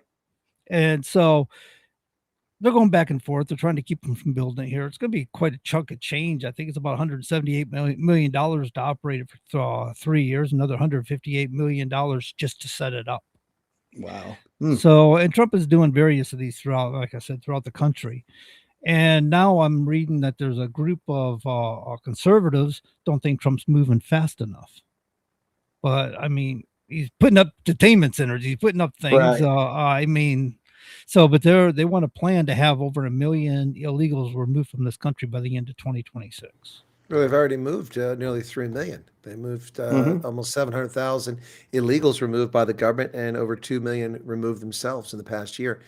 So housing ought to start becoming available for all these people that are sucking up all our housing, and maybe we'll have more space in hospitals and clinics. Right. I want to go back, Todd, real quick to what you were talking about, how it used to be about real things. And in late 1990s, you guys might remember the torture murder of Matthew Shepard, a 21-year-old gay man in Wyoming, University of Wyoming, who was tied to a fence post and tortured and beaten nearly to death and left. He was found 18 hours later and then died 6 days later in hospital. I mean, those are real issues. That was real. It's a real hate crime, a real violent act. And then we get people whose feelings are hurt today. We kind of contrast that with a real situation where someone's life was taken because they were gay, which is unacceptable, with people's feelings being hurt and misgendered. It's just, we have become a pansy society in so many ways. You're talking about real issues. That's a real issue. This nonsense that we deal with every day is not real issues. It's just feelings, hurty feelings. Bullying. Nobody cared about bullying when we were kids, and you got people harassing all the time. That's just part of life. But now we talk about bullying. But guys, do you want to talk about Iran? Yep. Yeah. You got some news on Iran, man. I'm just waiting for them to topple. Oh, we're waiting on the intel report here. Come on now. Well, we've got 2 carrier strike groups in position, and the Iranians shut down parts of the Persian Gulf to do a live fire exercise while they were negotiating with the Americans. Now that shows you their true character and what they're all about. They're negotiating with the Americans to find a peaceful solution to their nuclear program, and they want to have good relations with us. And then they shut down and do live fire exercises in the place where 20% of the world's oil traffic is, one of the most important sea lanes on the planet. They're not genuine. They're not legitimate. And time's running out. Time is running out. Trump has a military option. The media reporting tonight that the military will be ready to strike this weekend. Quite frankly, I'm telling you, the military's been ready to strike for about 4 or 5 months. They're just putting more options in place. So are we going to see Trump attack Iran this weekend? It's Wednesday night. There's plenty of time. Remember, Friends and Only Family Fridays is coming. Friends and Only FAFO on Friday. That's coming. So maybe we have a gift for the mullahs on Friday. Who knows? But I'm not in a hurry for us to go to war with the Iranians, but we will eviscerate their military in short order. But then they'll fire missiles at Israel and murder lots of civilians. So it's a mixed bag, to say the least. Right. Absolutely. And hopefully if we do something that Israel could be alerted in time to say, hey, seek shelter, etc. This is coming. Well, they got the Iron Dome, and we have used subs to assist with the Iron Dome in Israel. So imagine if Trump's going to do such a thing, he would position subs for the defense of Israel, wouldn't he? Well, the thing is that the Iron Dome is the only real hope for stopping this stuff. We don't really have any other way to stop it. So, but look, even the Iron Dome, they fired so many missiles the last time they did this that the Iron Dome was overwhelmed, and there were some that didn't take out. Yeah. The good news is that the Iranian rockets are not always as accurate as they could be. Some are, but some aren't. So we'll see. But this is not a war that we need. And I would hope that Trump could force these people to table, but it seems like the only way to force them tables is to send a Delta or SEAL team in and capture these lunatics and extradite them, and then negotiate with a better crowd of folks. I mean, that's a much simpler and more cost-effective way of dealing with this nonsense. So, just saying. I don't think we're going in this weekend. And the reason why I say that is Trump doesn't like to tip his hand. He doesn't like to show his cards. You know what I'm saying? He'll say things to offset people, but when he goes in, he wants the element of surprise. Oh, I'm not saying we're going in. That's what people are talking about. That's what I'm saying. People are talking about it. The pundits are running around saying that that's what's going on right now. We'll see. And the administration would probably go out and put the fires out and say, we're not going to do anything, whatever. And then all of a sudden they relaxed. Boom, gotcha. Yeah. Well, the ploy that we used last time isn't going to work this time. Of course, we said all these aircraft across Pacific. Look at all these aircraft. Okay, first off, they're stealth bombers. You wouldn't know they're in the air unless we wanted you to know. Think about that. Think about that. This time they're going to head towards Venezuela and then hit Iran. That's funny, yeah. Yeah, but I mean, think about this. So that ploy is not going to work this time. It just ain't going to work. You know what I'm saying? Yeah. And I remember seeing on social media, look where our stealth bombers are. It's like they want you to know where they're at, people. Come on now. That should have been your first hint that something is amiss. You know what I'm saying? Yeah. Scratching the head. Why are they going to Iran? No, we're not. We're just flying. But I mean, I remember watching it. The whole world is being punked. They're like, oh, look, they're up to something. Look at these. They're going across Pacific. I'm like, well, okay, where are they going? To Japan? They landing in Okinawa? What's going on here? Clearly not part of the mission. And then the perp walk of Maduro. There you go. Exactly. Yeah, that came later. But I'm talking about the Iranian nuclear. When they were bombing the Iranian, they flew these on a 36-hour mission. That's across true. the I remember world, that. Yeah. Refueling. And they're flying around in a stealth mode. Nobody knows where they're at. And then everyone's watching these aircraft fly across the Pacific. They have nothing to do with it. And the media fell for it. Oh, look, the attack is underway. They're attacking around. They're going to fly twice as far from Offutt Air Force Base in Nebraska all the way across the Pacific Ocean, all the way across the Indian subcontinent, crossing dozens of countries, when all they have to do is fly across the Atlantic, cross a couple of countries' airspace, and then just come on, man. It just shows you how gullible people are. They'll believe anything. Not that it's impossible to have done that, but it's highly improbable. I mean, how would we know on FlightAware where stealth bombers are? Come on, man. Right. Come on. Yeah, it's like saying you can track UFOs or something like that on there. Oh, if they want you to know where they're at, the aliens will turn on their transponders for sure. Exactly. I know where I can find I can find all the aliens. They're hanging out at Joe Biden's house in Delaware. Yeah, illegals. That was the best part of that Men in Black when they said Elvis. Elvis is an alien. Well, it's weird enough. You believed it, and that was a good punchline too, because you're like, "Oh, I could see that. Yeah, I believe it." I remember people clowning around 1980s. Elvis is running around in a UFO with Bigfoot, just popping in every now and again. Yeah, prove that he wasn't, John. Prove that he wasn't. Well, that's what I keep asking these people on the left. They keep saying, "Orange man bad. He's a pedophile." I'm like, "You got the receipts? Show it. Where is it? Show us some evidence. Since you keep making the claims, show us the evidence." For some reason, they fall short on that. Yeah, we're not saying that Trump's a saint. I mean, for crying out loud, but if you're going to make a bold claim, let's see a little bit of evidence, a hint of it. You're right on that, John. Yeah, no, it's just the stupid games they play. Tell a lie enough times, people start to believe it. Problem is, it don't work anymore because we're all onto it. The jig is up. We know what's going on. It doesn't work like it used to. Nope, that's 100%. True. And it's funny, the guys who go in and read, a classified document or files or whatever, like Schiff did and all that stuff, they can come out and allude to stuff being in there that's not even in there for political gain, because they can't come out and talk about anything that's really in these documents. So the American people think, oh, it's all in there. They read the documents. Yeah, they also came out and lied to you what's in them. And there's no way of saying otherwise unless you unclassify certain documents. Anyway. Yeah. Well, we'll see if we invade Iran, but we're primed. We've been primed all along. That's the thing that kills me. We can execute these missions in shorter. I keep telling people, and Todd knows this, these combatant commands, they have planning staffs. They are given, all right, what if this happens or that happens? What do we do? And they come up with a plan and what forces are necessary, how we achieve dominance, air superiority or air dominance, or how we achieve cyber dominance, and in how we reduce casualties and what targets we after, what infrastructure, critical stuff. This is all laid out. Big, thick plans classified for every region of the world, everything, and probably even an invasion plan for Greenland if we had to go defending. I'll bet you there's a plan in the Northern Command that has one of those. Yeah, but people are like, oh, when they're going to be ready. All you do is the Gulf War, CENTCOM. You pull it off the shelf, you blow the dust off of it, and then you go, okay, here's a change here too. Here, we no longer have that aircraft. We'll replace with this one, just as effective. It kills me that people anyway. We can do this at any time. There's a minimal amount of preparation to do this, and our special forces train for every possible thing. So, for instance, people don't realize the special forces go to the Olympics. What? Yeah, the special forces at the Olympics. Absolutely. Yep. Yeah. They're there so that we don't have a repeat of Munich. Yep. I remember, going to the NMCC, National Military Command Center, and watching these exercises go on. And it's like, they knew down, okay, page 2, whatever, they'd say, paragraph, whatever, go to that, boom, boom, boom. And it's quick. And these commanders understand what's going on. And it's like the colonel said, there's plans out there and there's people that understand each of those plans. They have experts on this. I mean, these are, some big brains people. And the colonel's one of them for sure. Big brain people that understand these plans. Well, what should have got people's attention is when they found out that the Hail Mary was an existing CENTCOM plan. Back in the days, we were using grease pencils and acetate and erasable markers and things like that. Overhead projectors.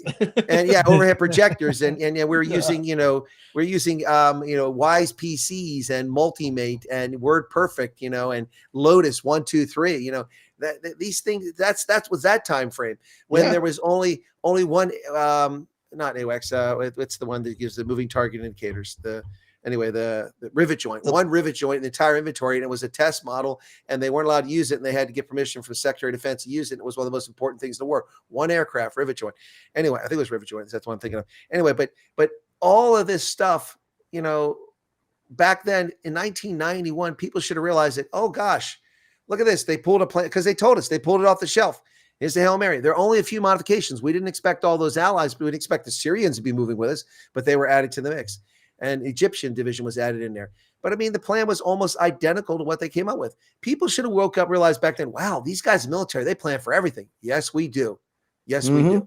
It's all preemptive. To include alien invasions, and that's just for good training exercise. What if aliens? Well, look, last time I was at Area 51, we couldn't get the alien ships to work properly. I think there's a problem with the coil system in them. We're working on it. Yeah, and all those aliens from the 1950s that we captured, they're lazy now. They unionize. They don't want to help us anymore. Well, the thing is, the ships we captured back in the 1950s and we put in Area 51, they didn't come equipped with flux capacitors. So that was a major problem. It was a stumbling block for us. So we tried to use Cuisinarts, mounting Cuisinarts on them. And if we could get the Cuisinarts to work, then we don't need a flux capacitor. So we're just trying to sort that out. So once we do talking that, about the craft? Are we talking about the craft with the distributor caps where you had the advanced timing just right? Yeah, no, right, see, that was the problem. The problem is that Guiding from their light. galaxy, they rely, they're silicon-based life forms. So, here they just like, it's like they're on the beach. They just kind of melt, so temperature so they can keep their composition. They don't fall apart. But in the Nevada desert, they're just like, they're like, Yeah, they're like blobs. they're a jelly. They're so lazy. Yeah, they can't keep their form. They're The like Alpha to mimic. Centaurians. They're very good at mimicking. They're like Odo from Deep Space Nine. They're changelings. They can change their shape or form. It's like the Wonder Twin powers. Or quote unquote lizard people too, right? You see those out there? Is it that Reptilians. Come on, get it right. Ocasio-Cortez? Reptilians. Is she a lizard person? A lizard person. I love it. Yeah. What would Oh. victory look like in Iran? There's no such thing as victory in Iran. Get that out of your head right now. There are limited objectives in Iran. Removal of the mullahs would be one of them, but there will be no victory in Iran. There simply cannot be a victory. Look at Iraq. There's no victory in Iraq. We're still dealing with that nonsense 3 decades later. Victory is a very elusive thing. Declaring victory is a very dangerous thing because somebody will come back and say you weren't victorious. I mean, we won. We beat Iraq decisively in 2003, and Bush had his mission accomplished on the aircraft carrier, and it was. Mm-hmm. And they come back and stab him in the back with that because of what happened when they didn't follow the plan for the reconstruction for Iraq. That's the thing. So look what's happening in Gaza. Trump has got his board of peace meeting tomorrow with all these countries, but all our allies have stayed out of it. So screw them. They have no interest in peace. They want to sell weapons. They want to foment dissent. They want to foment war. Look what they're doing in Ukraine. So here's the bottom line. The Board of Peace will meet tomorrow, and I predict it will become one of the more effective peace resolution bodies on the planet, or peace enforcement bodies. They've already committed $5 billion to the reconstruction of the Gaza Strip. That's a good start. No one else has done that. So we'll see what happens. Look, you guys, I mean, think about it. Do you really think the people 5,000 years ago were sophisticated enough to make the pyramids? Obviously, aliens were involved. Yeah, that's true. I mean, that's clearly true. No, come on now. We may not know exactly how they built them just because it was so long ago. Technology gets lost for sure. But human beings built those. Let's be clear on that. Took a while, but they built them. Well, I mean, they were the slave labor for the aliens. Oh, yeah, that's right. Yeah. Oh, that was that No, it was Zachariah giants. Hitchens stuff from Coast to Coast AM. It was giants. It was a race of giants or whatever. Now, I'm sorry. Oh my goodness! I mean, the we race gotta of think how giants were in heavy- Atlantis. But think about how heavy those blocks are, just the average size blocks at the Great Pyramids. And actually, I got a friend over there right now. It's kind of funny. How big would that giant have to be to be able to pick them up and move them? I mean, I see World's Strongest Men competitions trying to pick up these boulders. And these guys, and these are some of the strongest people ever, struggle with, it's just a little boulder like this. So how big would the giants have to be? Come on now. Dinosaurs folks. would still be roaming They the weren't earth. giants. Probably. They weren't giants. It was anti-grav aircraft shuttles that were used by the aliens. That's how they lift them. They just slide them right off there. They could tilt them so it slides off. But the pyramids are perfectly aligned. I mean, they're the perfect symmetry. It's amazing. It had to be aliens. Holden says never-ending wars. I didn't say anything never-ending wars. We're not at war with Iran right now, but we just smacked the snot out of them a few months ago. I think what you're talking about is meeting objectives, right? It's not about victory, but meeting objectives. Correct. You can't have a victory. I mean, and anyone see that's the problem with Bush. Bush went in and he let people believe that the key was to take out weapons of mass destruction, but that was one of 17 reasons we went into Iraq. One of 17. And oh, by the way, there were weapons of mass destruction in Iraq. What are you talking about? Another one. Yes, there were. A Scud missile is a weapon of mass destruction. Iraq was not allowed to have any Scud missiles, yet they launched dozens from mobile launchers at U.S. forces in Kuwait and Saudi Arabia the day the war started. Those are weapons of mass destruction. They're not nuclear weapons, not as sexy as that, but no one said they had nuclear weapons. They said they had the capability to develop them. And they found the centrifuges. They found the pipes, which, well, that's for irrigation. Yeah, okay, they have dual use. They have dual use. Anyway, the point is that they actually did find weapons of mass destruction. To this day, they still lie about it. It's amazing to me how many people are suckers, Right. And well, there was no plan. Oh, there was a plan, buddy. I was the Pentagon. I was working National Security Agency. I know there was a plan. It was freaking, it's 3 feet, 4 feet high, printed out. Yeah, but the problem is that the Department of Defense and under what's his name there? He's passed on now. Rumsfeld. Yeah, Rumsfeld. Under Rumsfeld and the State Department under Powell couldn't get along. And so they appointed what's his name there, Paul Bremer, to be the viceroy or whatever of freaking Iraq, and nothing got done. We didn't follow the plan. They made a No. plan, and like the military always does, the point of departure, they just tossed out the window and ignored it.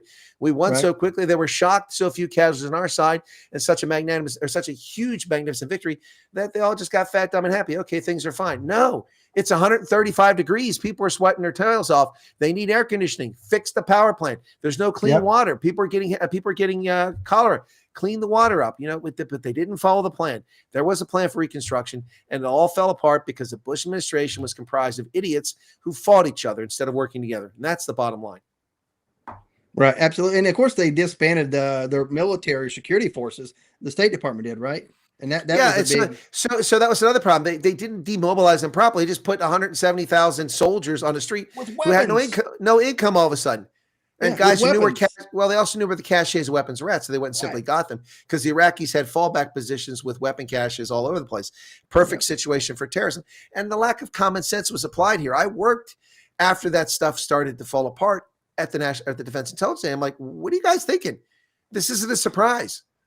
Why aren't you prepared for this? But, I was just a major. They weren't listening to me, whatever. No, Colin Powell was Secretary of State at that point. So, and you're thinking about the first Gulf War whenever he was chairman of the Joint Chiefs. No, but Colin Powell was the Secretary of State the second time around. During the first, So he and Rumsfeld did this, They didn't get along. So, yeah. And it's funny is whenever he had to speak at the UN, if you remember that, he forced the CIA director to sit right behind him. I heard that testimony, and I was working the National Security Agency when that went on without disclosing sources, methods, or classified information. What he said was perfectly correct and accurate. The Iraqis want us to believe they had a nuclear weapons and a weapons of mass destruction program. They want us to believe that. They frustrated the International Atomic Energy Agency and Scott Ritter and these clowns who claim there was nothing going on. They intentionally frustrated them. They intentionally would move things. It was like being in the motor pool when I was a junior enlisted troop.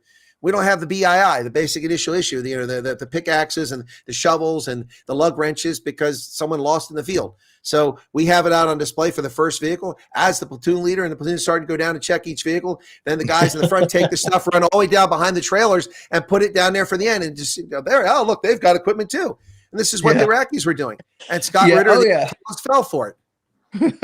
You act like, we're still getting it out of the back. No, I'm taking it from the front and bringing it around. Exactly. But I mean, you got 30 vehicles lined up. It's a long way from one to the other. Anyway, it's just the same thing was happening with Iraq.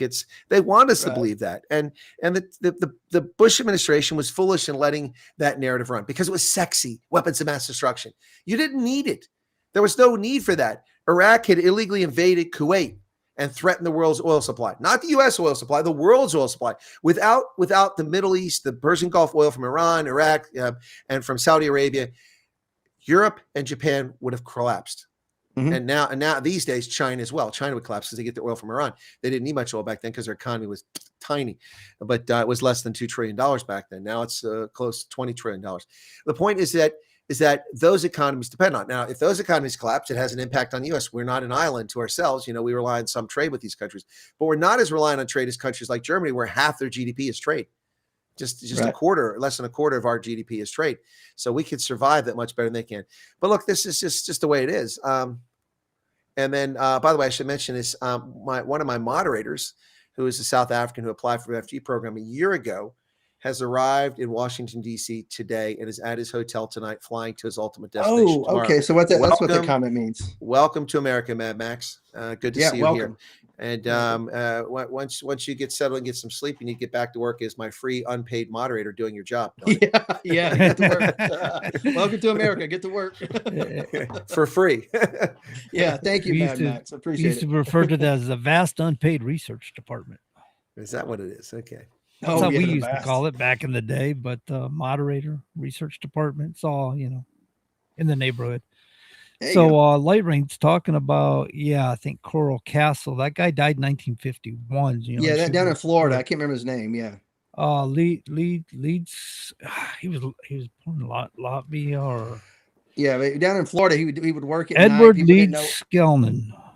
It's hard name to pronounce. He was born in 1887, died in 1951. Built the Coral Castle in Florida. That's kind of it was kind of an interesting thing listening to Coast AM. They were talking about how he had to move the castle from one location in Florida to another, and he would only load the trucks at night when no one was around. because he didn't want anybody to know how he was moving all this stone. Mm-hmm. But wasn't aliens, wasn't alien tech, or was it? Maybe he was an alien. Coast to coast AM. George Norrie. Yeah, I love it. George Good, Norrie. good, Man, good I was show. going back to the days Entertaining. of Art Bell, but yeah, George. Yeah, well, Norrie. Art Bell Bell, started. entertaining. And Yeah, don't forget, entertaining. John B. Wells was on there too. Yeah, he absolutely. was a guest host many times on Coast to Coast. That show used to keep me awake late at night driving across the country. Oh yeah, absolutely. Coast to coast AM, and I love that. I would purposely shut my truck down to get up at midnight to catch it at 1 a.m. to hear it for that 4 hours. Yeah.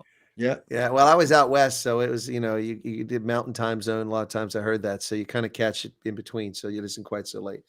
Yeah. Coast to coast. It's still on, isn't it? It is. I believe, yeah, George Norrie still runs it. It's kind of gotten a lot softer. I haven't listened to it in a lot of years now. I stopped listening to it many years ago because I'm not up those hours as a rule. But yeah, it seemed to me it wasn't the same as when Art Bell was there. It's still good, but it just changed. I mean, that's where I learned about the aliens. Yeah. Well, there was a lot of education on aliens with Art Bell. Oh yeah, lots of alien talk on there, man. It was pretty wild. He loved alien talk. I'll tell you what. Coast to coast, those voices too. All three of them had great radio voices. Oh yeah, I love the chat over here. Mad Max has to change his name from Mad Max South America or South Africa to US. There you go. Yep, change the name. You're an American now, or you're in America. You'll be an American soon. Well, not Mad that Max. soon. Did he pick it up from soon the enough. movie? Soon enough. I wonder if he took his name from the movie Mad Max. I'm guessing it's where it came from. It has nothing to do with his given name at all. Yeah, no, I imagine not. And we don't give out real names here, obviously. If we're not going to blow your cover here, folks. So, Well, I think Holden isn't a real name to his person. no, Holden Light Caulfield. That's from well, maybe it is. Mice I don't and know. Men. No, I think he took it from Mice and Men, right? Caulfields. Okay, it's different. No. So the what's the book? It was what was it? Catcher in the Rye. Holden Caulfield. Yeah. Okay. I don't. This is a different Caulfields. Yeah. Sorry, I'm trying to read the name. Oh, he changed the spelling on it. It used to be Caulfield as in a field. Okay, gotcha. F-I-E-L-D, and he changed it some time ago. Gotcha, no problem. Yeah. But some of these people might be their real name. I see Tom here. That might be his real name. And Mel's Hole. Wonder what that's from. Okay, Mel's Hole. Mel's Hole. Yeah. That was a great Art Bell. And there's a guy named AJ. You ever watch the Y-Files on YouTube? AJ and Hecklefish? Yeah. He covered Mel's Hole too. The fish annoys me though. The fish. That's good comedy relief. I know. It's all right. He gets in depth in some stuff too. That's pretty good. I've seen him on some serious podcasts as well, and he gets pretty in depth. Pretty intelligent guy. He does. He was on with Tucker Carlson at one time. He was in the audio video field and stuff. Into production, and so he knows what he's doing when he puts on a show, and he goes to pretty great extents to make a good show happen. Okay. Except for he does the gotcha game sometimes. He'll sit there and lead you down the storyline. And in the last couple of minutes, he does a whole clarity thing about, and you could go with this ghost story, but then there's this effect of this, and then he goes into this whole like gotcha game. Mm-hmm. Oh yeah. Yeah, well produced, shows like that on YouTube. That's keeps YouTube going. I mean, I hate the banning and all that stuff, shadow banning, deleting people's channels. That's not right. But being not doing the same thing everybody else does, I think draws an audience for sure. Yeah, he's got a niche. Yeah. Yeah, a niche. Or There you niche. go. Yeah, correct. Yeah. Correct. Yeah, that's true. And Sean, she's so she's gonna keep planting her garden while listening to this. Well, I can't think of a better thing for you to listen to while you're planting your garden. Planning it. As well as says planning. I think I she see meant that. planting. No, it's too early to plant. It's only February. So I don't want you to Then plant. maybe she means planning, as in figure out she can put it all together. I don't know. Interesting. Well, the Democrats are still holding up the Department of Homeland Security, but it's not stopping ICE. ICE, baby. They're out there doing They got a lot. operations all over the country.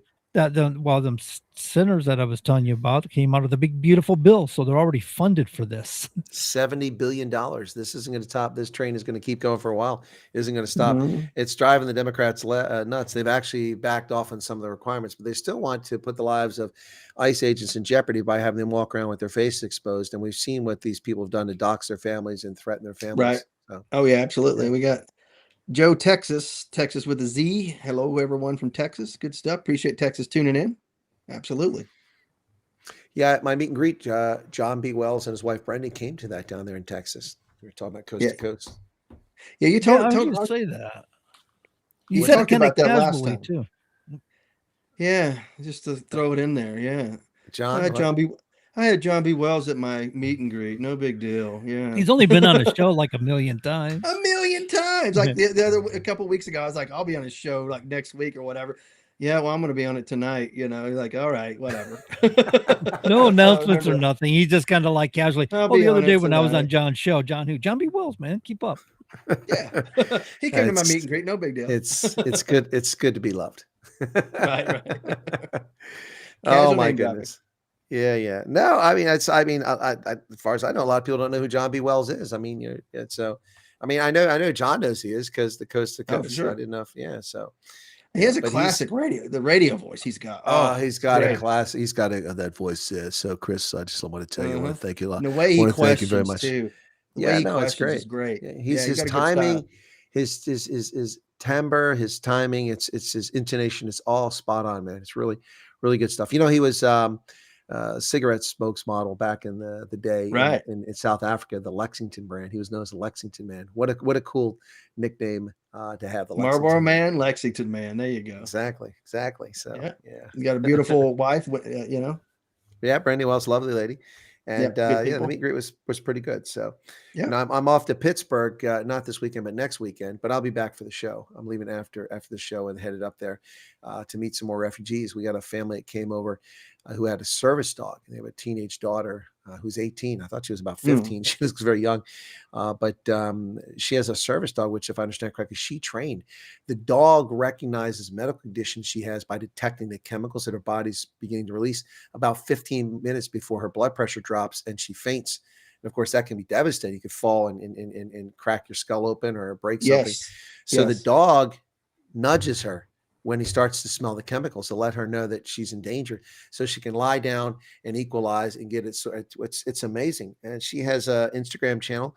The dog is called Bruce the Service Dog on Instagram. Oh. It's Bruce_service dog. I think it's one or twice, but you can find it on Instagram. Just look up Bruce the Service Dog, and she gets like 10 million views a week on that thing about that dog.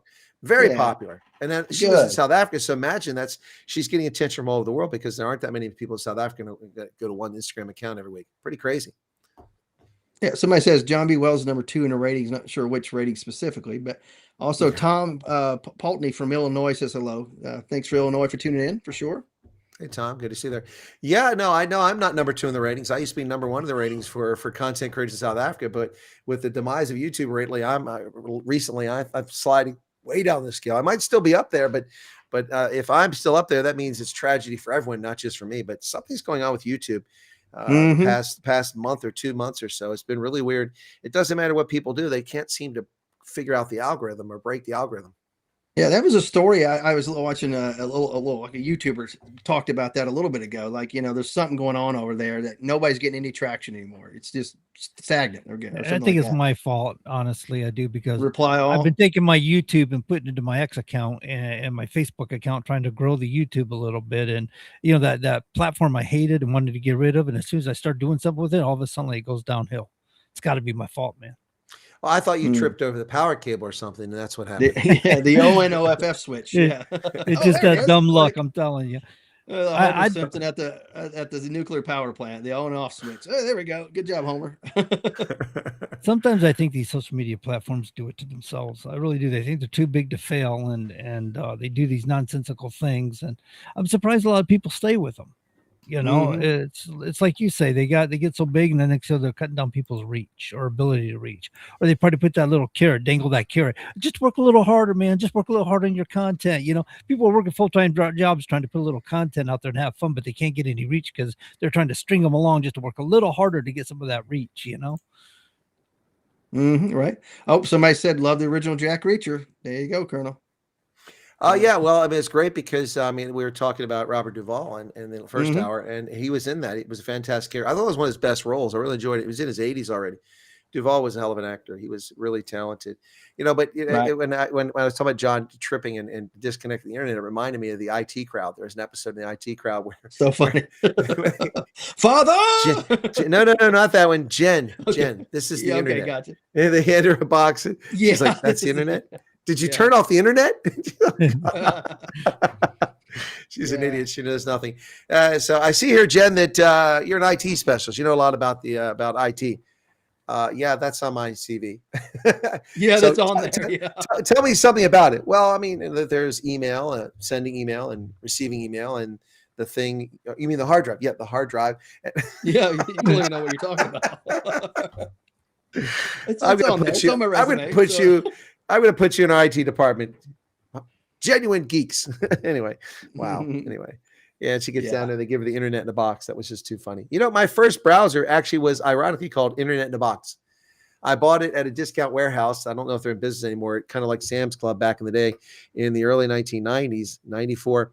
And it was a brown cardboard box. It was bigger than the one I got in my hand here. The audience can't hear this or see this, but it was bigger than this box. And it was just some paperwork and a floppy disk in there that had the browser on it. And it was like kind of based off of Mosaic, which is the first graphical browser. And I bought it, and that was my first browser ever. And it also had, you know, a bunch of bookmarks already built into it to take you to places like Alta Vista and all these other things, which was the original Okay. search engine.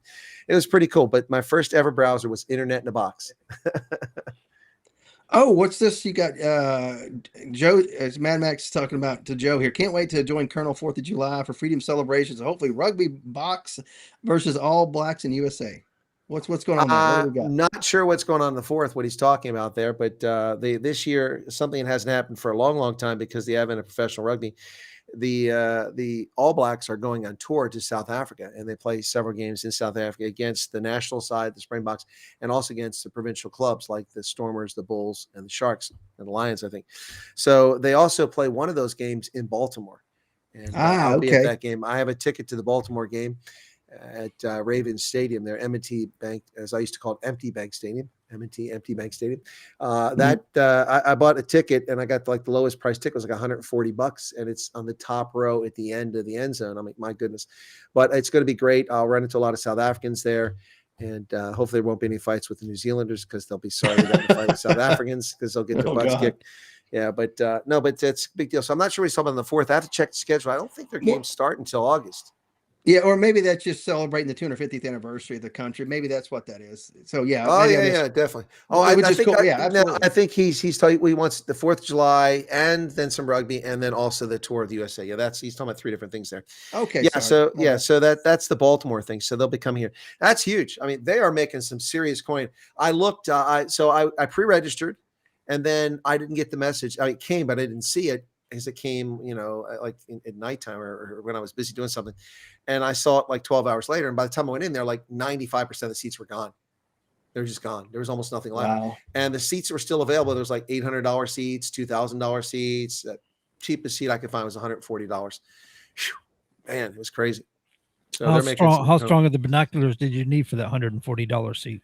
Yeah, it's less about that and more about the atmosphere of going to a game. I've been to that stadium before, and I had a free seat that someone gave me, and I sat up at a high level, but around the 40-yard line, but way up near the top, and I could see the field fine. So this will be in the end. It's fine. I'm going to go stay Friday night in the Inner Harbor, and I'll be able to leave my car there, walk to the stadium. I'm going to offer to meet up with a bunch of South Africans the Friday night, and then in the afternoon, it's the whole Saturday is just going to be epic. It'll be a lot of fun and really looking forward to it. So good. Should be a blast. Yeah. Should be a blast. So, good stuff. Yeah. I've already met South Africans around the country and talked to South Africans who said they're coming to the game. They've already got tickets. One of these groups, because if you're a registered group, you can buy sections of tickets or blocks of tickets. A group called the Braai Army, which is South African fans. I met them in France in 2023. They gave me a cap to give to one of the most famous rugby players in South Africa, who's a friend of mine, Nas Botha. He finally got his cap, by the way, a few months ago. I left with someone. He finally got it. But this group bought 600 tickets, and so they are coming 600 strong, South African fans. Wow. Just that group alone. So yeah, so it's gonna be epic. And I know they got tickets that range from $300 to $800 in their group. So pretty wild. That's good. That's going to be fun. Yeah, that's going to be fun for you for sure. We'll have a report out after the fact for sure on the show. Yeah. Now someone's asking if I went to see Max at the airport. No, because Wednesdays I have this program, and if it had come on a different day, I would have been able to drive down to Dulles and greet them at the airport and gone with them to the hotel. But what I did instead is he had his phone on Wi-Fi. I called him up just before the show started tonight, and I said, okay, now turn your phone around and go over so I can wave and say hi to everybody. So I greeted all the South African refugees that just arrived. Oh, good deal. Love it. Love it. Yep. And then they're coming here for the right reasons too. I mean, these are true refugees and 100% true refugees. Absolutely. But they're being attacked on all sides by right wingers, by left wingers, by racists, by politicians. And it's sad. A family I had on recently is they have children, and people are saying nasty things about their children. There's just some evil people out there. Yes, there's no reason. When you say politicians, could you be more descriptive about that? Are you saying politicians on the left, or just in general? Or well, I'll give you one example. The foreign minister of South Africa has on CNN's Misinformation White Genocide documentary, which is a joke. By the way, I have another one coming out this week talking about something else, another joke about the white Christian nationalism, another CNN effort to undermine America. But this was a hate Trump documentary. They had the foreign minister, and Ronald Mullah said, this program is a white supremacy program. And the little leprechaun from Ireland, who was a journalist and interviewed me, but never included me in his documentary, O'Donnell, what his name is? Anyway, he says, Donny O'Donnell, he said, so you're saying that the program is white supremacist? And he says, yes, it's white supremacists because it's only for white Afrikaners. Well, that's a lie. I've interviewed colored, mixed race South Africans, Indian South Africans who are brown, and also black children who are adopted by white families. So I've interviewed all sorts of people. So the guy just lied. That's one example. And so these people are being attacked from all sides, and they really feel under a lot of pressure. And on top of that, they're refugees. Most of them come here with nothing, and they're starting from scratch, and they're getting treated poorly, some of them by the refugee agencies. Many are being treated well, but still, it's a lot of pressure. You're giving up your home. You're here. You've got to start. You got to get a job. Got to get a social security number. You got to get moving. So it's just really sad to see the way that these people are being treated by bigots and racists who have preconceived notions about things. It's the same sort of people that come in my program. That, oh, he must be a white supremacist because he's pink and he's got blonde hair. It's just shut up. You know what you're talking about. It's just dumb people. The world's full of stupid people, unfortunately. Yeah. Mm-hmm. And they should wear signs, right? Absolutely. Here's your sign. I was curious about. Oh, never mind. Sorry, I didn't mean to ask. I didn't see your sign there. Here's your sign. I didn't see your sign. Yeah. There it is. Speaking of signs, there's our sign, and we have reached the end of the show. That's our 2-hour bit, ladies and gentlemen. We hope you got something out of it. You have yourselves a good week. Continue to listen to WSMN for other good content, and we will catch you next week, same time, same place. Y'all take care.